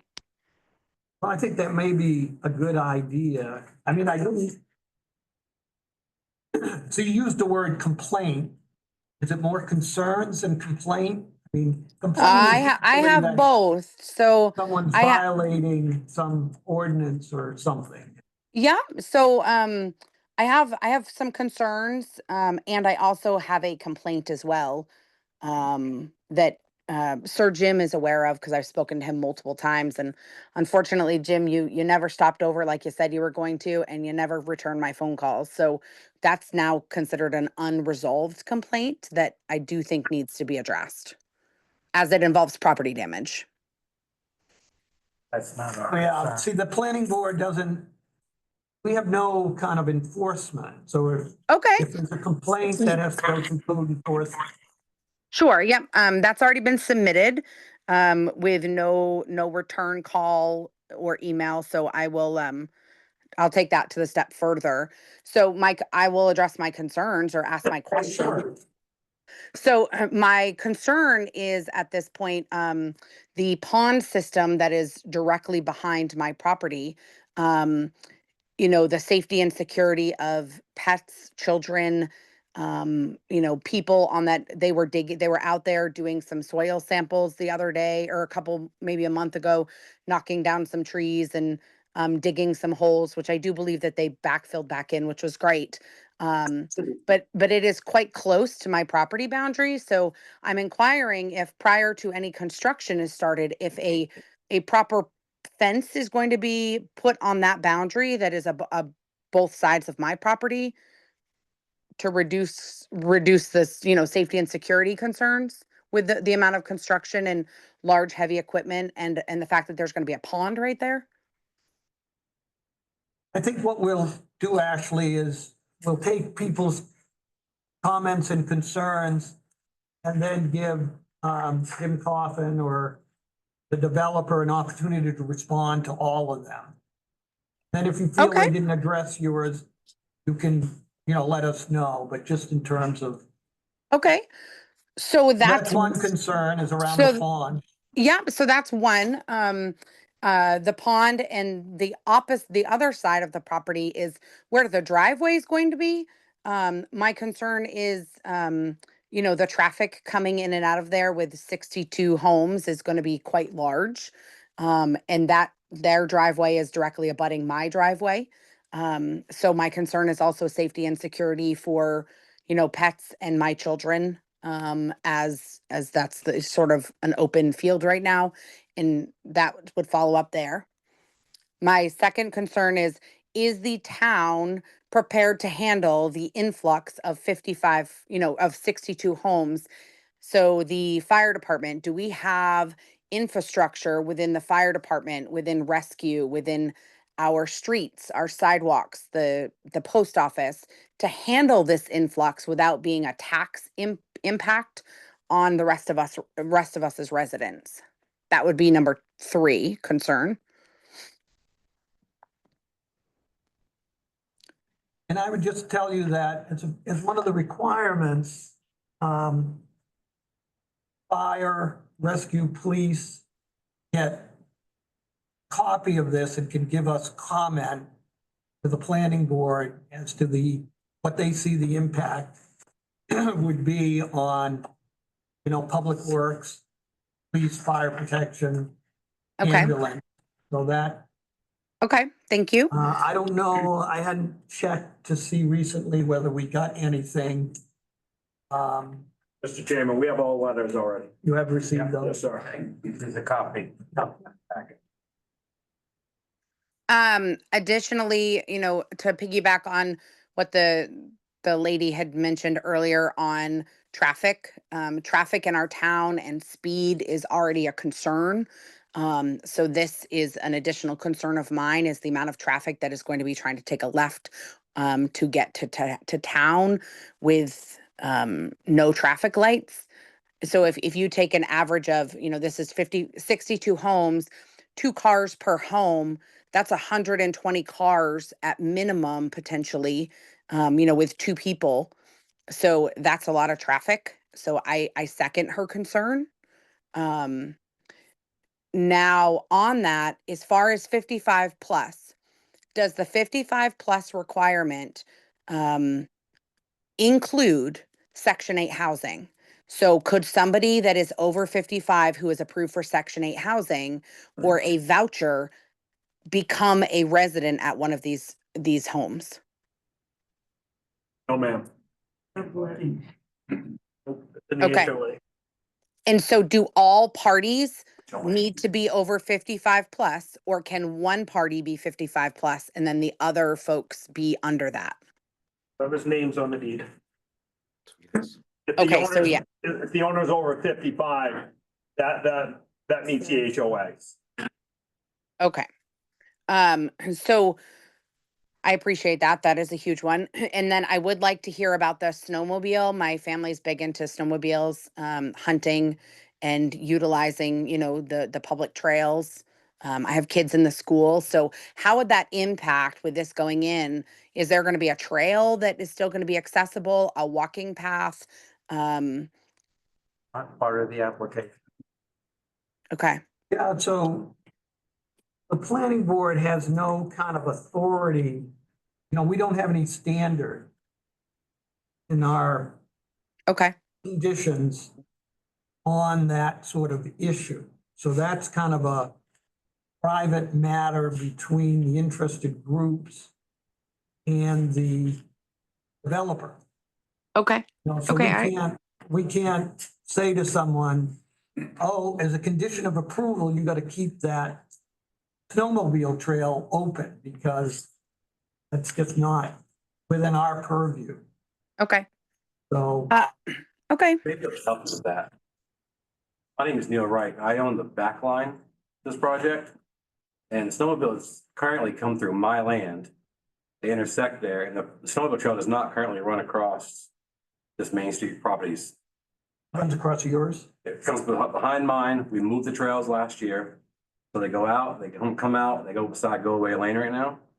So they don't currently run through this property at all currently. Well, the trails were moved back this year. The ramp is, and Well, they can't be moved back this year because I have 3 big boulders blocking the old trail on my property, so. They can't go that way currently. where that wooden ramp is over the gully, Exactly. is that where they Yeah. exit? Yeah, so they come out through my land, Right. and there's a trail that midway through my property that goes to the left, that cuts back to Academy. Yep. And there's one that goes way in the backside of my property and cuts out behind Go Away Lane there and comes out there. Yeah, because I met with the Snowmobile Club last year and we moved that because Guy Piper didn't want anybody going through there with him trying to sell the land last year. Don't people normally use the snowmobile during the off season for like a walking trail, et cetera? So, I've had a few people walking through my property, but I haven't signed away that yet, to allow that, but I did allow snowmobile trail to continue to use it when I bought the land. Yeah. I've had very few issues with it. Couple kids last year, there was not enough snow, but other than that, Chad runs that, he's been very respectful and very helpful and, but yeah, no, the trail has not been moved back to go into that property because I have 3 big boulders right across it and my tractor had all I could do to put it there, so. But yeah, so to answer that question, there is still currently a snowmobile trail. So as being a butter, you don't really have any objections to the project? So, no, so I took the approach, we all know. Why don't you let her finish? So have you finished, Ashley? Sure. Yep. Okay. So I, of course, small town, I heard a million rumors about this thing. So I took the approach, I called somebody on your planning board. I never got my letter. It was in the previous other people's name. I got it tonight. But I found out because somebody posted it on the webpage. I got the property owner's number. Tony was very receptive, very helpful. What can I do? And they both came out and met me at my house on a very cold, windy day. We walked out back and we went over the property boundary lines, which is surveyed. I had a couple concerns of where it looked like maybe runoff would come back my way, which would cause significant damage to my land if it did. And they immediately said, no, it's all gonna keep going forward like it is now. We will make sure of it. The clubhouse is gonna come back to my property line that we share, but he's gonna keep it forward. They were very, very helpful and very open. And yes, it's a lot of houses. I know it's a small town. It's a big change, but I can think of a lot worse things that could be in that field. There are a lot worse things that could go in that field. And you guys might not have the power to stop. And then people would really not like it. I could think of a lot of things I don't want there other than this housing. And I guess to my point of view would say if somebody has an issue with it, please reach out to them. Let hear the man out first. Because I heard a lot of false rumors about my land and this, and had me quite upset to the point where I almost called the snowmobile club and said, I don't want anybody on my land. So they've been using my land for years before I ever bought it. And I almost stopped that because of the rumors that I heard about this. And when I met with them, I really have very few concerns. I really do. The only other concern I have is, and I had mentioned it to both these guys on the day I met with them, is on the end of Academy and Main Street on the hill. And it's really not their fault. It's everybody that drives down Academy and half the teenage kids that come off the school. But they come blistering over that hill some mornings and you can't see them and you pull out and then they're there. But that's not their fault. That's a case of parents need to watch the kids a little more often and control them. But yeah, I mean, that's my only concern with the property. I mean, there are far worse things that can go in on that piece of property there. And I would think I do step farther forward towards Academy, and that is the back side of my property. It's a good chunk of property that we have bought, but I do use my land. I walk my land every week and I'm on it all the time. It's one of those things where I bought it, I mean, people buy the houses and they may hear my chainsaw running. They may hear my four-wheeler back there, my tractor back there. It is what it is. How much land do you have? So we know that we have at least 10 acres and I guess I'm having the rest of it surveyed as soon as Paul Root comes in, gets it done. I talked to him already, yep. And he's thinking that there's at least another 2 back there, if not more. So I'm on his list currently. I've been on his list for about a year, but I'm on his list currently. So, yeah, that was my only concerns was the water direction, make sure it maintains the way it goes now. Because there is a natural drain in between these 2 property lines as you go. So this is where I'm at here. This is our line. And when you get to about right here, there's a natural drain that starts and it goes all the way to Academy, but no one has maintained that over the years. So it's full of trees and debris and now it does not drain very well. And on Academy, the culverts are actually blocked. No one's dug them out. So that's holding water back. So that's why my concern was when we looked at, because they shared the plans with me. As soon as I called, they were, whatever you need, what can we do to help? And it looked like there was some runoff that was going to come back my way. And then they assured me, no, it's all coming this way. We're going to have erosion control. We're going to catch all these water in the ponds, make sure it all goes where it needs to be. So, but no, they're very reasonable, very reasonable. I heard a lot of really bad things that had me right on edge. And I said, no, I'm going to go to the source first and we'll see what happens. And these guys have a well laid out plan. And, like I said, everybody in town was just complaining about our increase in taxes, right? That's a lot of tax revenue right there. It's not like he's building shacks. I mean, this man is building nice homes. What if you got another plant right there? What if somebody decided they wanted to put a big weed grow there and everybody has to smell it? I mean, there's a lot of worse things that you could have as a adjoining landowner. Trust me. What? Like what? I've lived here for 30 years. I live on Main Street. I'm Yeah. 1013 Main Street, Kathy Perlis, married to Norman, been here for 30 years. Yeah. It's a beautiful development. It is. But is it what Monmouth needs or wants at a $500,000 point? Is it what people desire?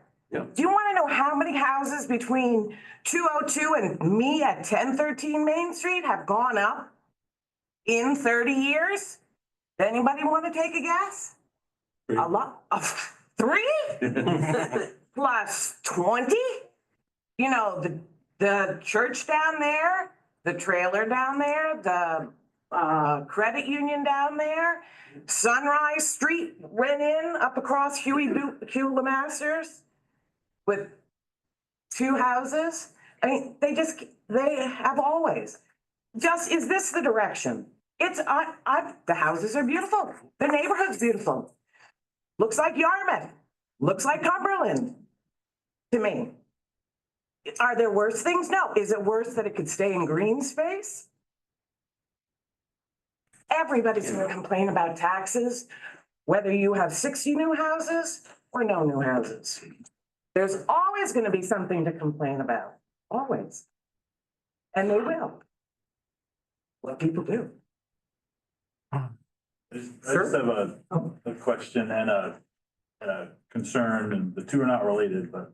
And you are, sir, just so we know. I'm Peter Steenstra. I live 1070 Street, so I'm where the model home is. Mhm. My driveway will be giving them a good high beam every time I come up the driveway to drive out. So if anyone ever lives in the model home, they're gonna get a lot of headlights. But the question I have is, out of ignorance, I don't know what a 55+ community time frame looks like.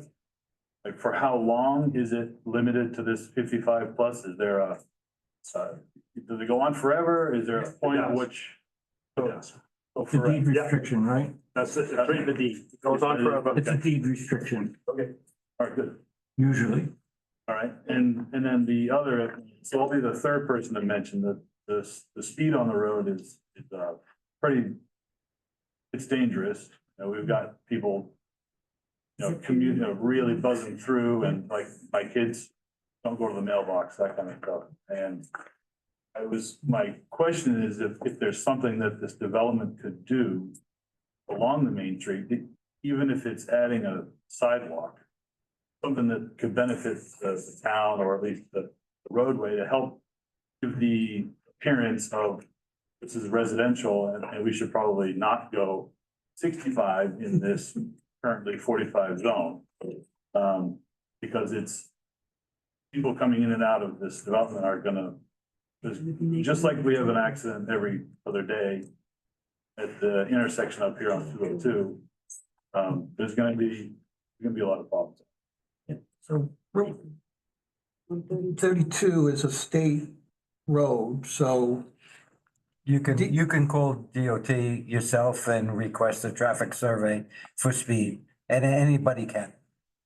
and they may decide if this was approved, that the speed on this road has to go down. I mean, but they control it, DOT controls, I think, that process. We certainly, as one of our standards, have to look at traffic and its impact. That's one of the standards when we review this project that has to be taken into account. Yep, Thanks. So I'm mindful of your comment as to what you have jurisdiction. Yeah. Chuck calling them on the Trails Committee. So, but just in response to some of the traffic concerns, I just wanted to say that we had suggested for them to develop an internal trail, which would help keep pedestrians off 132. One of the most dangerous traffic situations where you, especially on 132, where you have pedestrians and high-speed traffic. That's just a sort of a formula for some bad results. We had suggested that. We provided a letter. We were here last time. We provided a letter to them as to what we were sort of hoping for. Contrast to the last gentleman. They have not been. We haven't came to our meeting, but we haven't. We asked for further. Provided our suggestions. We haven't received a follow-up. We're hopeful for that internal trail and also a possible connection to a trail which could be developed behind RSU2. If that happens, which would provide access to Academy Road all the way through to the high school. That's something that's in discussion and development. One issue, Steve, I don't know how this would sort of play out, but is if they wanted to pursue that, that might have some impact, I guess, on if there's further paving on the phosphorus, and whether that impacts the permitting process with you. So I think there is some relationship to what we're talking about and the permitting. So I'm hopeful these discussions can happen. I'm hopeful that they can put that in their plans and have that finalized. The point of traffic, Chuck, you live on 132 Main Street. Yes. So since the Sabatis Turnpike Exchange has opened, how do you think that's impacted the traffic on 132 from your? It's obviously worse. Probably not as bad as some people thought it was gonna be, but there's some serious traffic. Truck traffic. The truck is. So, some of the safety impacts has been mitigated by the sidewalk. There's some shoulder, you get beyond that. Yeah, you're in a 25-mile-an-hour zone, we are in a 45. And they. And I was just gonna ask. Yeah. And they do 55. Yeah. And they don't slow down. No. Yeah. I mean, No. so, yeah, the traffic is, it's a problem. And, that's, we're hoping for, to make the town more pedestrian friendly. That's one of them. Well, I kind of observed when we did the site visit, I don't know how long it took, 30 minutes, 20? There was quite a bit of traffic. It was a Saturday. Yeah. Saturday morning, and the road was busy. The road was very busy. Sure. Okay, yeah, I have two questions. I looked through this quickly, the bylaws. I could not find the area, I'm sure it's there, that talks about renting out. I mean, if people wanted to buy a home here for the summer and live somewhere else, would they rent? And I couldn't find it. If you could just tell me where that is. I didn't write the bylaws. Okay. This It's supposed to be individual in there, like no Airbnb and all that stuff. It's. Could you tell me which section? I didn't I'll see have it. to get the Okay. lawyer. My lawyer did that, but I Okay. told him that was one of the concerns that Okay, I just couldn't find it, Yeah. and I'm sure it's there, we but I don't couldn't want find it. no Yeah, right, well. Airbnb. Well, Airbnb, There's another one too as well we found. Right, because, you'll have people that just buy places and just do that. And Oh, then you yeah. don't know what's gonna be in there. But like my lawyer said, by doing the 55 and older and having, because it's quite thick, you know what I mean? There's a lot to look at, and it's like, Yeah.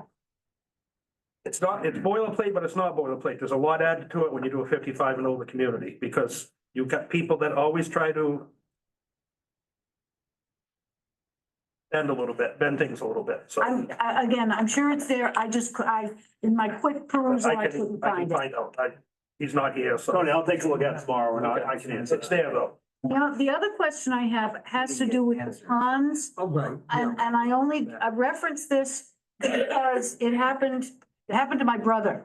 And there was a holding pond above him and it gave way. And so my question on the holding ponds, particularly for the woman who spoke earlier, Sure. because it's above her, where her land is, how are they lined so that there's no possibility that in fact it gave way? I mean, it flooded his whole house and it Sure. was nasty. So each pond has an emergency spillway on it, which is about a foot below the top of the berm. So if this thing does fail, or if it gets all plugged up, Mhm. it's gonna go out through the emergency spillway, down the ditch and right to Main Street. So So it'll flood Main Street, but, it'll go in the ditch of Main Street, which is better than being Ashley's backyard. well, yeah. Right. You know, better, Correct. that was my question, is that there's a All DEP protection. Ponds require that now. Okay. And require inspection too, don't they? Exactly, every Periodic. 5 years. Periodic inspection, Yeah, okay. periodic Yeah. inspection. All right. Sir, you had a quick question. Can I you have. Identify yourself, please. I have some questions and some comments. My name is Jeremiah Smith. I live on the other end of Main Street on 490 Main Street, Meadow Farms. If you want to want some entertainment, just come over and sit there in my yard at between 6 and 7 in the morning, and you'll get Oxford Plains Speedway. Entertaining. Okay, my first question is, where's the open space so kids can play? There is no open space, there's no kids, it's 55 and older. If I am 56 years old and my wife dies and I marry somebody young and beautiful at 35 with 4 kids, I get kicked out? No, whoever owns the land has to be 55 or older, as we've already stated. Okay, so I'm 56 years old. Right. I own the land. My wife passes away for some reason. We're sorry. Huh? We're sorry. Everybody. And I marry somebody with 4 kids, I cannot be kicked out, correct? I don't know the exact, I don't have the bylaws in front of me, what you're asking, but I do know it's 55 and You older. should know. Somebody should know. They're saying 55 years old and no kids, you have no open space. I have grandkids that might come, if I own one of these houses, if I have grandkids that come play, they're playing in the street, right? Oh, everyone's got a backyard there. How much land is in the Minimum backyard? lot size 15,000 square feet, the minimum. A third of an acre. Correct. What are the dimensions? So if you live like in Mayfair and Augusta, it's the same thing. I mean, they all play in their backyards. Okay, so where's the playground? There isn't one because it's 55 and older. That's what I'm trying to tell you. Community center? There is a community building. Yeah, community building, that's not outside. That's not outside. A community building is not outside. Okay. The other, So that would impact the school playground and the taxes to upkeep the school if the Yeah, kids I- went in there. So I Yeah, hear I- what you're saying, Jeremiah. I disagree with your fact that it's not gonna have any impact on school. Okay. I disagree with that. The other thing is, I have respect for the fire department. You don't have to look too far on your news to see if there's a grass fire on the west side of this, with the wind the way it's blowing today and tonight. Look at the news, look what's happened to California. Look at that. Houses right next to each other, wiped off the board. And all respect to the fire department, they're not gonna be able to stop that. All right? The fire department supplied a letter. They asked us for 2 hydrants. I don't care what the fire department, I have respect for the fire department. You think the fire department in California, We're not in California, sir, by all means. yeah, we're in, It's a completely. you know the wind is coming, you've been out there outside? You feel that wind? There's no snow on the ground. There's a grass fire. West of this property, it's gonna be some damage. Yeah. You know? I know it's hard too that you see houses here, and here. But, this clump, it's foolish. It lacks common sense and is foolish, in my opinion. And who owns the roads? The town association or the town? HOA. Okay, so they're gonna be responsible for all maintenance and snow plowing. Correct. Sand and salt, et cetera. All right. I guess that's my comment. Anyone else in the audience wants to? I'd like- Norman Baum, 101 Main Street. I don't think you can say this is gonna have no impact on the school system. If you go to the school system now and find out how many parents are raising children that are over 55, it's absolutely amazing. I run a summer camp. The number of parents, the number of people that are taking on guardianship for kids that are over 55 is 5 times what it was just 10 years ago. So, 55 and raising even elementary school kids these days is very, very common. So, Brett, I'm not saying it's a good thing or a bad thing, because you could say our school also enrollment needs to increase. So, but I don't think you can advertise it saying it has no impact to the school system. The other thing, being educated by Bill about phosphorus, just in my mind, I'm having a hard time seeing how this can meet any type of phosphorus without eliminating some houses. The stormwater report will be available to the town within a couple of weeks. You can read it there. Okay. I just looking at it, just seems so, with the roads and that many houses, that number of acreage. I'm sure there's a way to mitigate it. It would seem like a huge project. But Jim, is every aspect of this development being considered for phosphorus? Yes, we're probably gonna use a drip line feature in the houses themselves. Okay, For starters. Right. And then the ponds for the roads. okay. Jim, you have some concerns from Ashley that we have to get back to? Well, yeah, hang on, I wrote those down. As far as meeting Ashley, I talked to my client about, he advised me not to go to do it at a public setting, just in case something was said or not said. That's was my directive, and I listen to my clients because they pay me, so that's why I didn't go. Okay, As no, far as sir, as far I as hear, emergency ser- Let him finish, please, Ashley. You can come back. As far as emergency services go, we have letters from fire. We have letters from Public Works. We did the traffic study, so the three comments are traffic, emergency service, and Public Works, I believe. That's what I had written down. We have letters from all those. Jim, is there typically a fence around these ponds? Well, it's funny you should mention that. Some have it, some don't. It's all determined by the insurance company. Mhm. Not To be honest a, with you. it's not a DEP It's requirement. not a DEP requirement whatsoever. So is it something you folks may consider that? We'll consider anything, but I mean, I can't sit here and say we're gonna do it. No, We'll right, consider right. it for sure. I raised that issue. We'll consider anything. Yeah. It could make it more difficult if it was fenced, if you had to clean it out for any reason from. If it was, my understanding, if it was a pond that held water all the time, you have to have a fence. You're correct. My understanding that the pond drains within 24 hours, you don't need a fence. Is that correct, Jim? Yeah. Yeah, these aren't ponds in the sense of like a wet pond. Right. These are, Underground. infiltration ponds. Exactly. Yeah. They're underground. The filter's beneath the bottom of the pond. Like a septic system. And it's under drained. I mean, it releases water then after it's filtered. Exactly. Everything goes to the outlet control structure, Right. and that's on a release. Right, right. It's not just infiltrating into the ground where it can, under high precipitation, you get a groundwater table elevation, all of a sudden you get standing water for a long. And if you're within 1 foot of the groundwater table in the bottom, you have to have a liner. 1 foot of ledge, you have to have a liner. Hold on, can we get back to Ashley? Cause Ashley, you got anything to say? so I appreciate that. The last sort of closing part that I would like to say is I absolutely have no problem against this.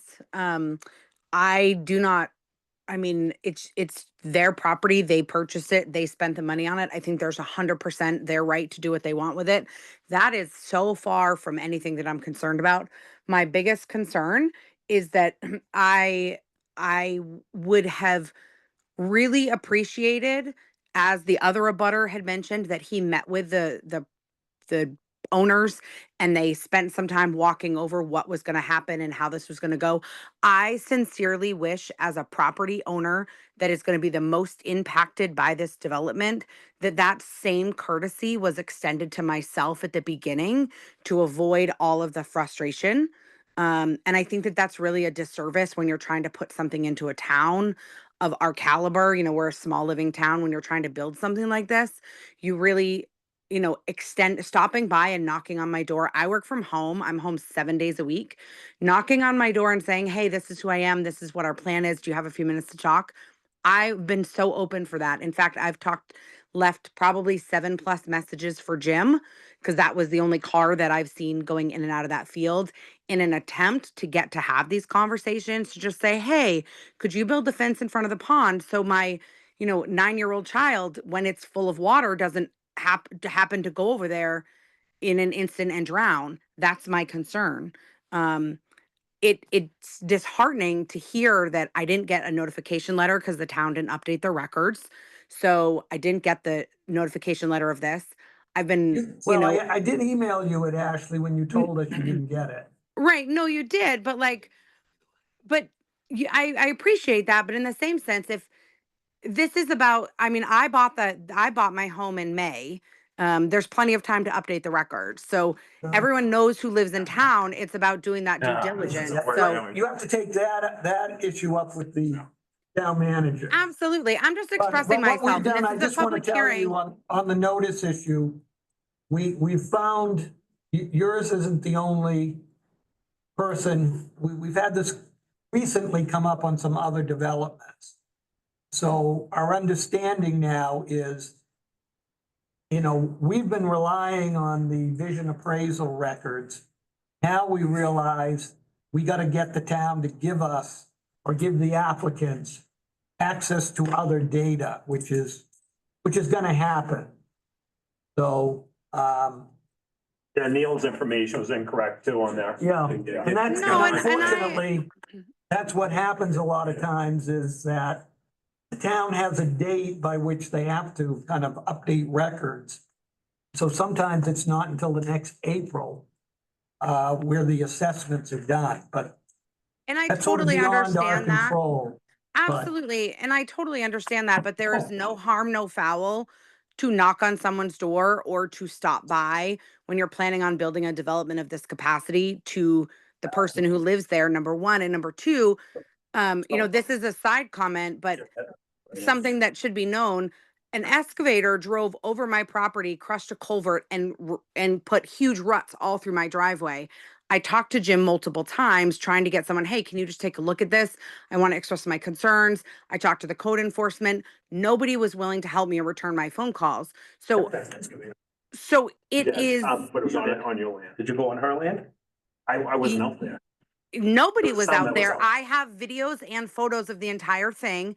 I emailed, I text messages the code enforcement officer. Well, I actually, emailed and this is talked to not, Jim. actually, it's not before us. The planning board doesn't deal with this, No, I'm well aware. unfortunately. So it's something you have to take up with code enforcement and the town manager, but. I understand that, but my point, and I'll make it very short. My point is to the lovely gentleman that's up above me, Mr. Wright, who was speaking, who happened to have the phone number to reach out to these folks and get an opportunity to meet with them to get all of his concerns resolved. I greatly respect and appreciate his positivity. I wish that I was afforded that same thing so that I could also express and share my positivity and willingness for this. Unfortunately, that has not happened. So I come from a different perspective of I have tried 7+ times, email, text, phone call, voicemail, and have been afforded zero opportunity to have anybody speak to me in of any of this. And that is my only point of frustration at this point. I support it. I'm fine with it. But I think when you have an abutter and you have concerns and they have children and pets and their driveway is going to be literally touching the other driveway, having a conversation makes all of this move forward in a different path. And they have done a disservice to our town by not reaching out to people to gain that trust and respect. So those that are coming in from a different perspective than Mr. Wright, I hear them because I'm in that same boat. I think we all wish that maybe we were afforded and offered the same respect level that Mr. Wright was, because I've tried so hard to get phone numbers to reach out to the owners and I have been turned down every single time. And it's tough. So All right, I do not support this, unfortunately, and that's where I'm at. All right. Would you like The to? difference with Mr. Wright and her is, Mr. Wright never mentioned lawyer to me twice. Okay, that's the difference. That's why you didn't get a call back, okay? Just being honest with you. Let's move on. Can I just ask one question about building? 3 years, 20 houses per year, done in 3.5 years. And I went to the site meeting and you said, will they be sold before they're built? Like someone says, I want this plot, and then they'll get that and then get built. So if you don't sell 20 in 1 year, if the project were to fall apart, what happens? I mean, if nobody buys them, does it stop? That's what the bond is for. That's what the bond of the town is for. Explain what that means. So the bond covers all the infrastructure, that everything underneath the road within the right of way being put in for this project. It's a $3 million bond. So if they go belly up, the money's still there for someone to come in and build a project. Oh, so the project could still continue. Exactly, and that's when the Okay, town's that was- required. So it comes down to, once we approve it, it's gonna be a 63 subdivision lot. So if it goes belly up, it's still a 63 subdivision. So somebody, if it went belly up, somebody is buying a 63 subdivision lot. Correct. Okay, thank you. That's. And the thing is, and I correct that, once the deed is 55, it will continue to get out if it goes belly up. Right. To clarify that, yes, so you doing a bond with the town, At what point is the town left holding the bag?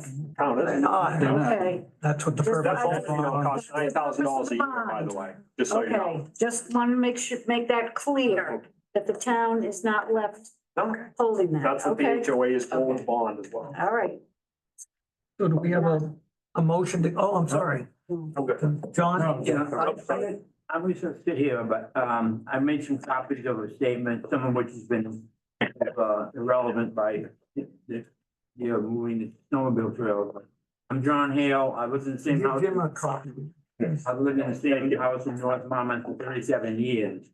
And, I first noticed the. I didn't see that. Is this the same letter, John, you gave us at the last I gotta meeting? move because, can't see you. Okay. Thanks. Take this spot right here, you want? No, I can see it fine now. Thank you. We don't want to discuss. A year ago, I first noticed the for sale signs on the edge of the big field at 1063. Well, John, wait a minute. Is this the same letter you gave us at the last meeting? No, it's not. It's a different letter, okay? I didn't recognize it. So we want it to be specific to this project, because we're getting, late into the evening.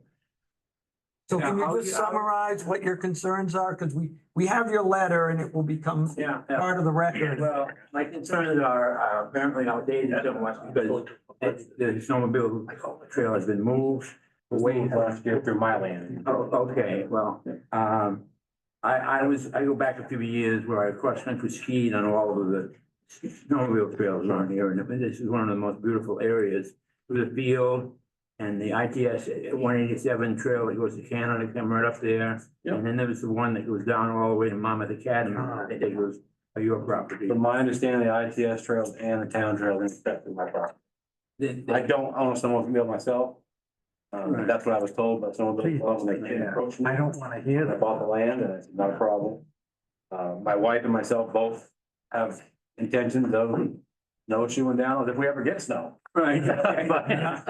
But, So John, we don't have jurisdiction over trails as part of our review. But that is impacted. Yeah, but see, we don't have a, It's not our impact. we can't say you can't do this because you're not allowing a trail. Commission, right? It's, That advises you, and I think that, I met with them in May, and I think that they all had some concerns about losing this valuable, forest, habitat for animals and birds and, trees, and at one of the meetings, I heard someone say, I don't know if he was joking, say, we're gonna cut down all the trees, and, that was pretty extreme in my book. I just, I'm sorry, that, I don't know what I should say here, because I wrote it out and everything, but, we do have the letter okay. and we've given a copy to, All right, you got copies of this. yeah.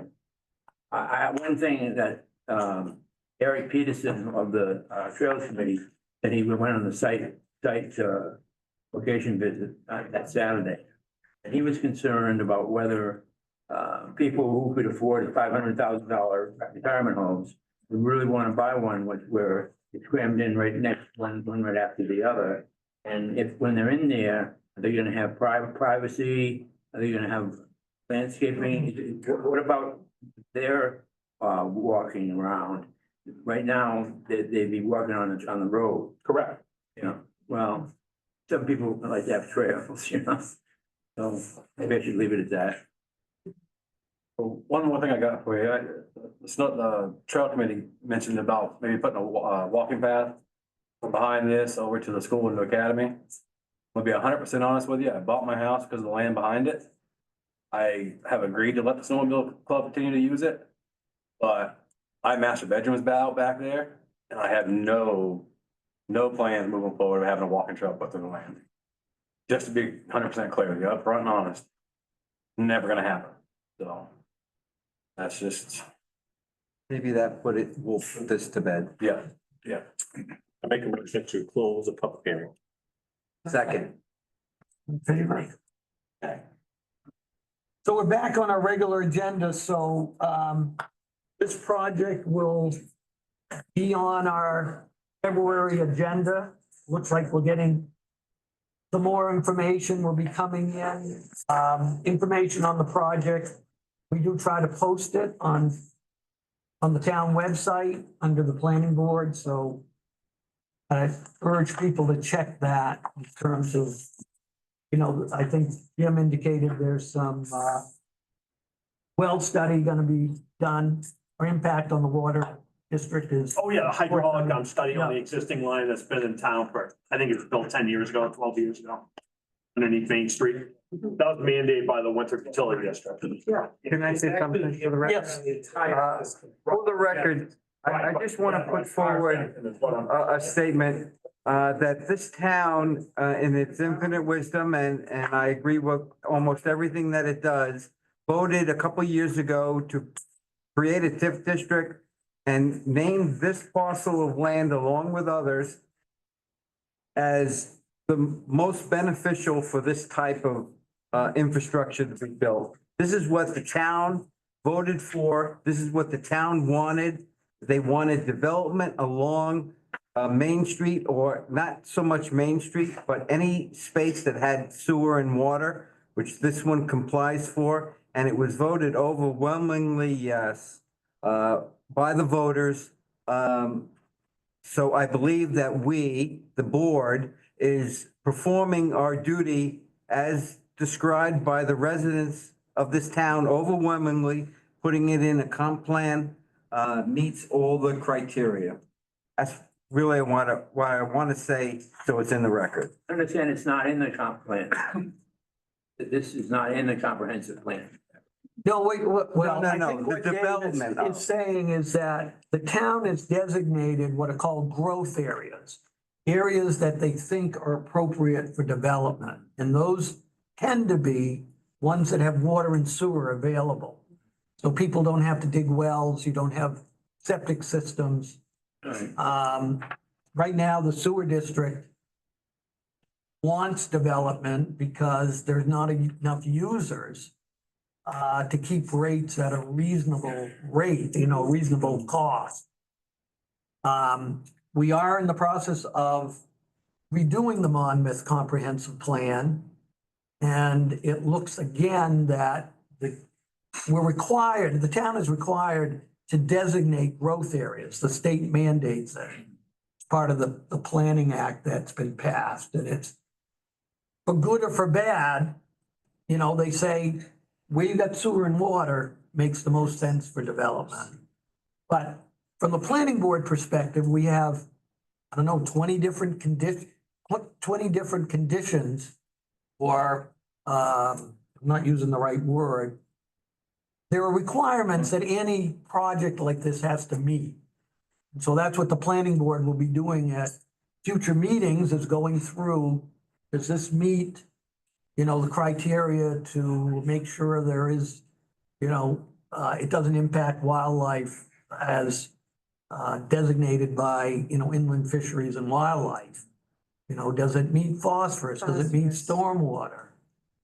Traffic obviously is a big issue. That's one of the standards. So that's what's gonna happen at the next couple of meetings. The next meeting is the second Thursday of February. This is coming back again. Well, we can't approve it, Jim, tonight. We don't, first of all, it's, we got this is the first time I've seen this. I'm not gonna sit here and read it, Okay, but what is that? that's the homeowners. Oh, okay. And we have to kind of, usually what we do at the public hearing is, a lot of people have made comments, you made your responses. We kind of have to let that percolate a little bit. Sure. And, when we come back, probably the next meeting, if it looks like we've got everything we need, then we would go through the review criteria. You just haven't gone through the whole package yet.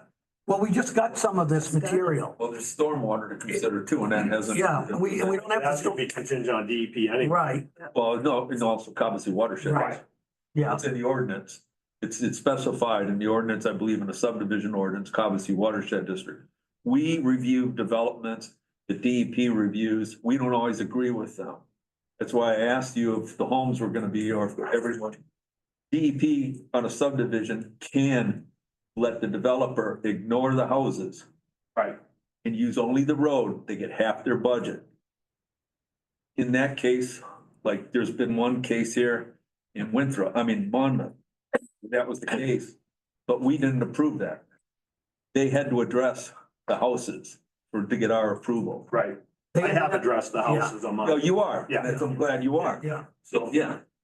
So the other thing, and I don't know, I don't think you were in the room when we were discussing this on another project, that the letter of our ordinance requires that we have the DEP approval before we approve a subdivision. Well, I was here for that. I thought you said that we probably shouldn't do that, but that's the way our. rules Well, are you written. know, and that's, you know, I think that's what we have to decide. I mean, this is a big project.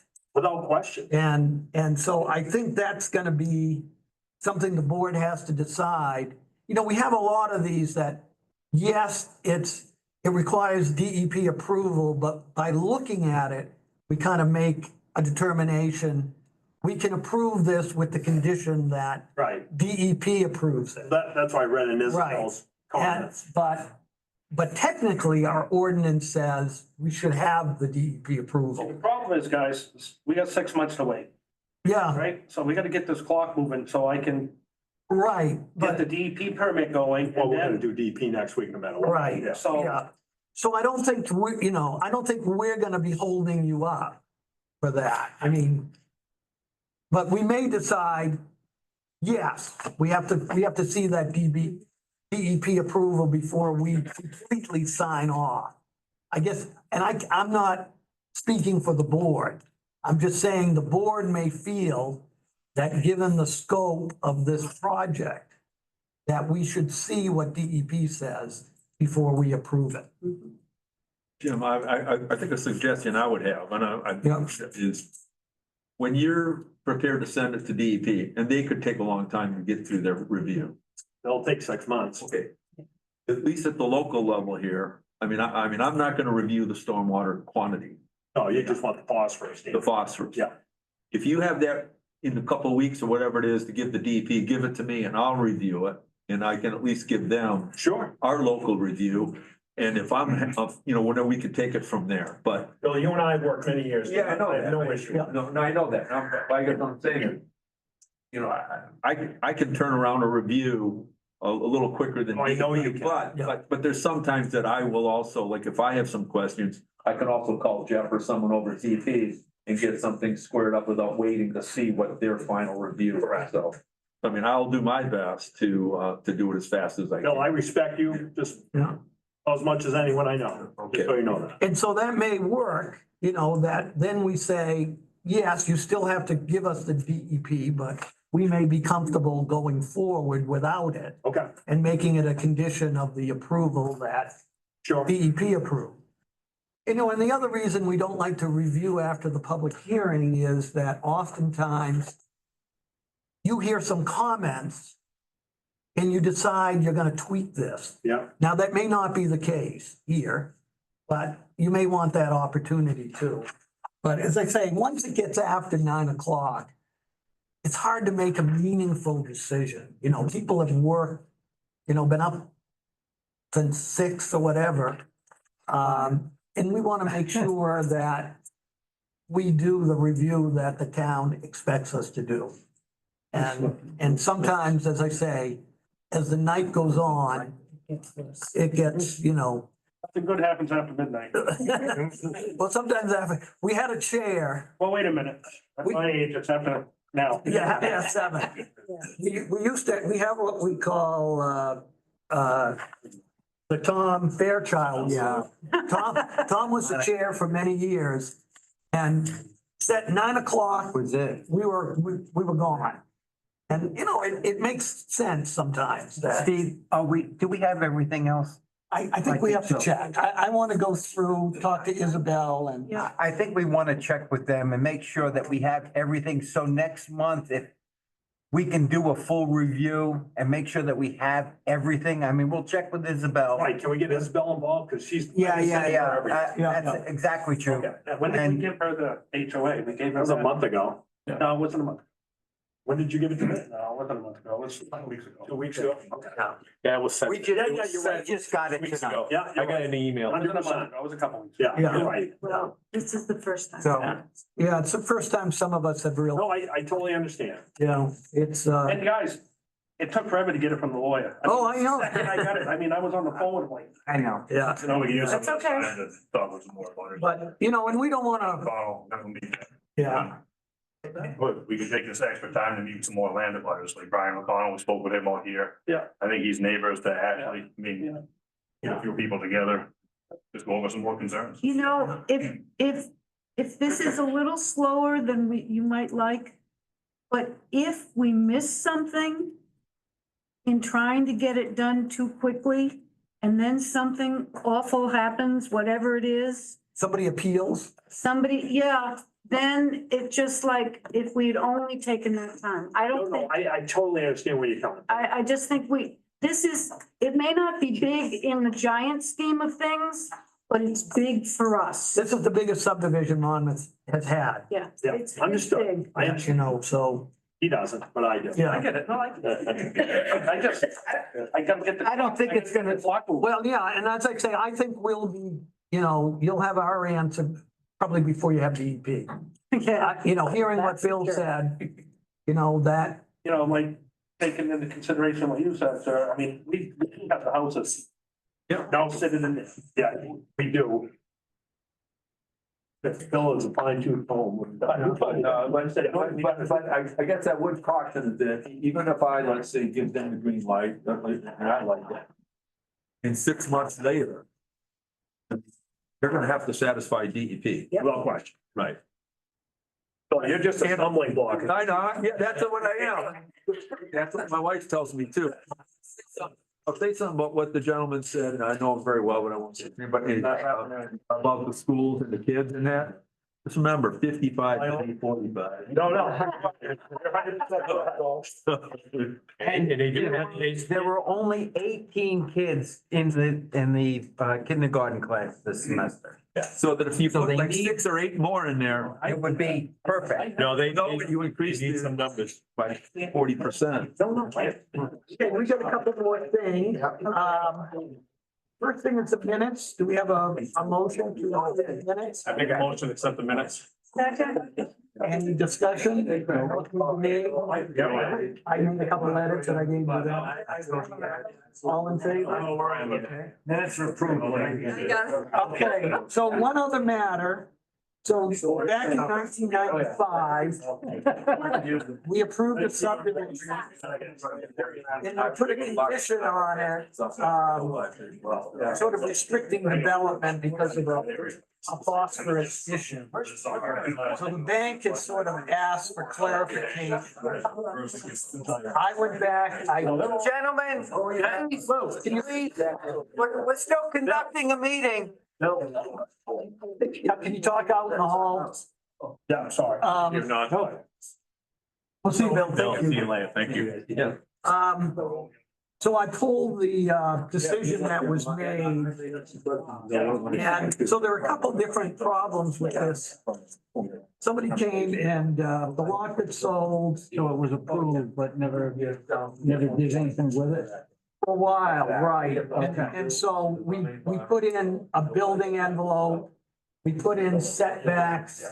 And apparently there's problems with that, but the bigger problem is sort of a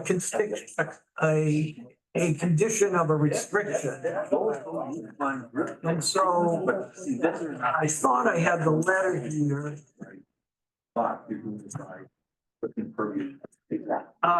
Isabel has drafted a letter somehow.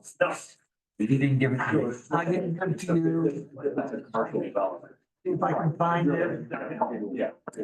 All separated. Exactly. Here's her email. Okay. Thank you for your time tonight. Appreciate it. So Isabel wrote, I have drafted the attached letter included the 2001 review from Cobussy Watershed, which approved a larger single-family home and much longer driveway, which does not appear to have ever been constructed. Given that the phosphorus export for the smaller mobile home and the shorter driveway will be lower than what they had approved back then, this should be sufficient. That said, I do recommend in the letter that he works with the code enforcement officer to fix the known setback issue, given that the board explicitly required a 50-foot buffer in the 1995 decision, and that he get an updated review letter from Cobussy Watershed for the project record.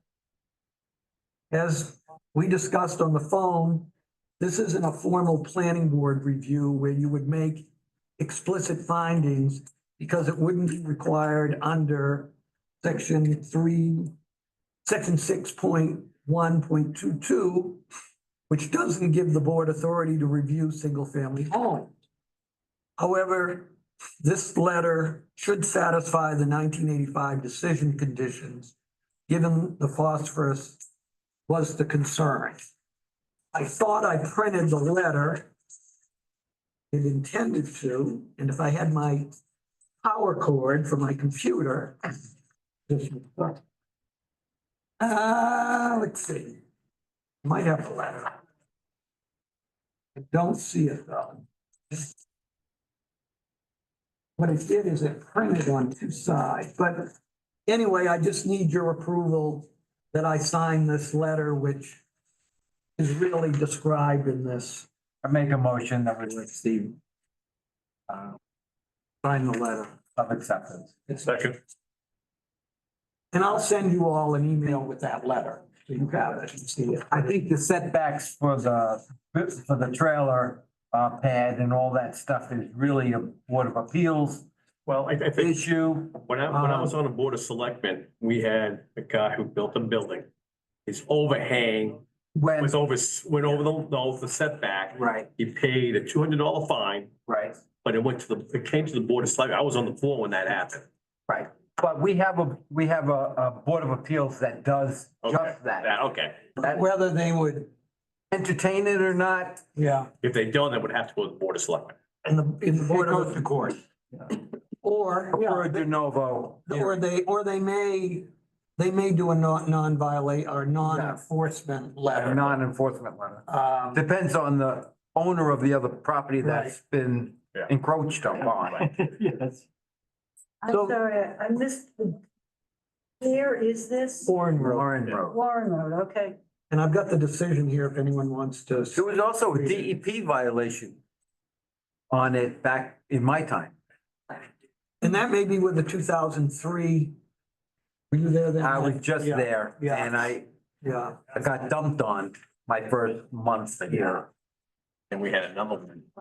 I built a garage close to the line, Dave King.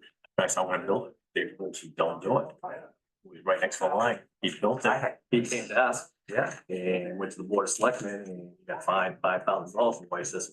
We had one the month after I left on Kennebec Drive. Built over the line. so the other matter on the agenda is public comment on any other matter other than the project we had the public hearing on. Is there any public comment? Okay, if not, I will entertain a motion to. Motion to adjourn. That is Not debatable. undebatable. Right. Thank you all. Go see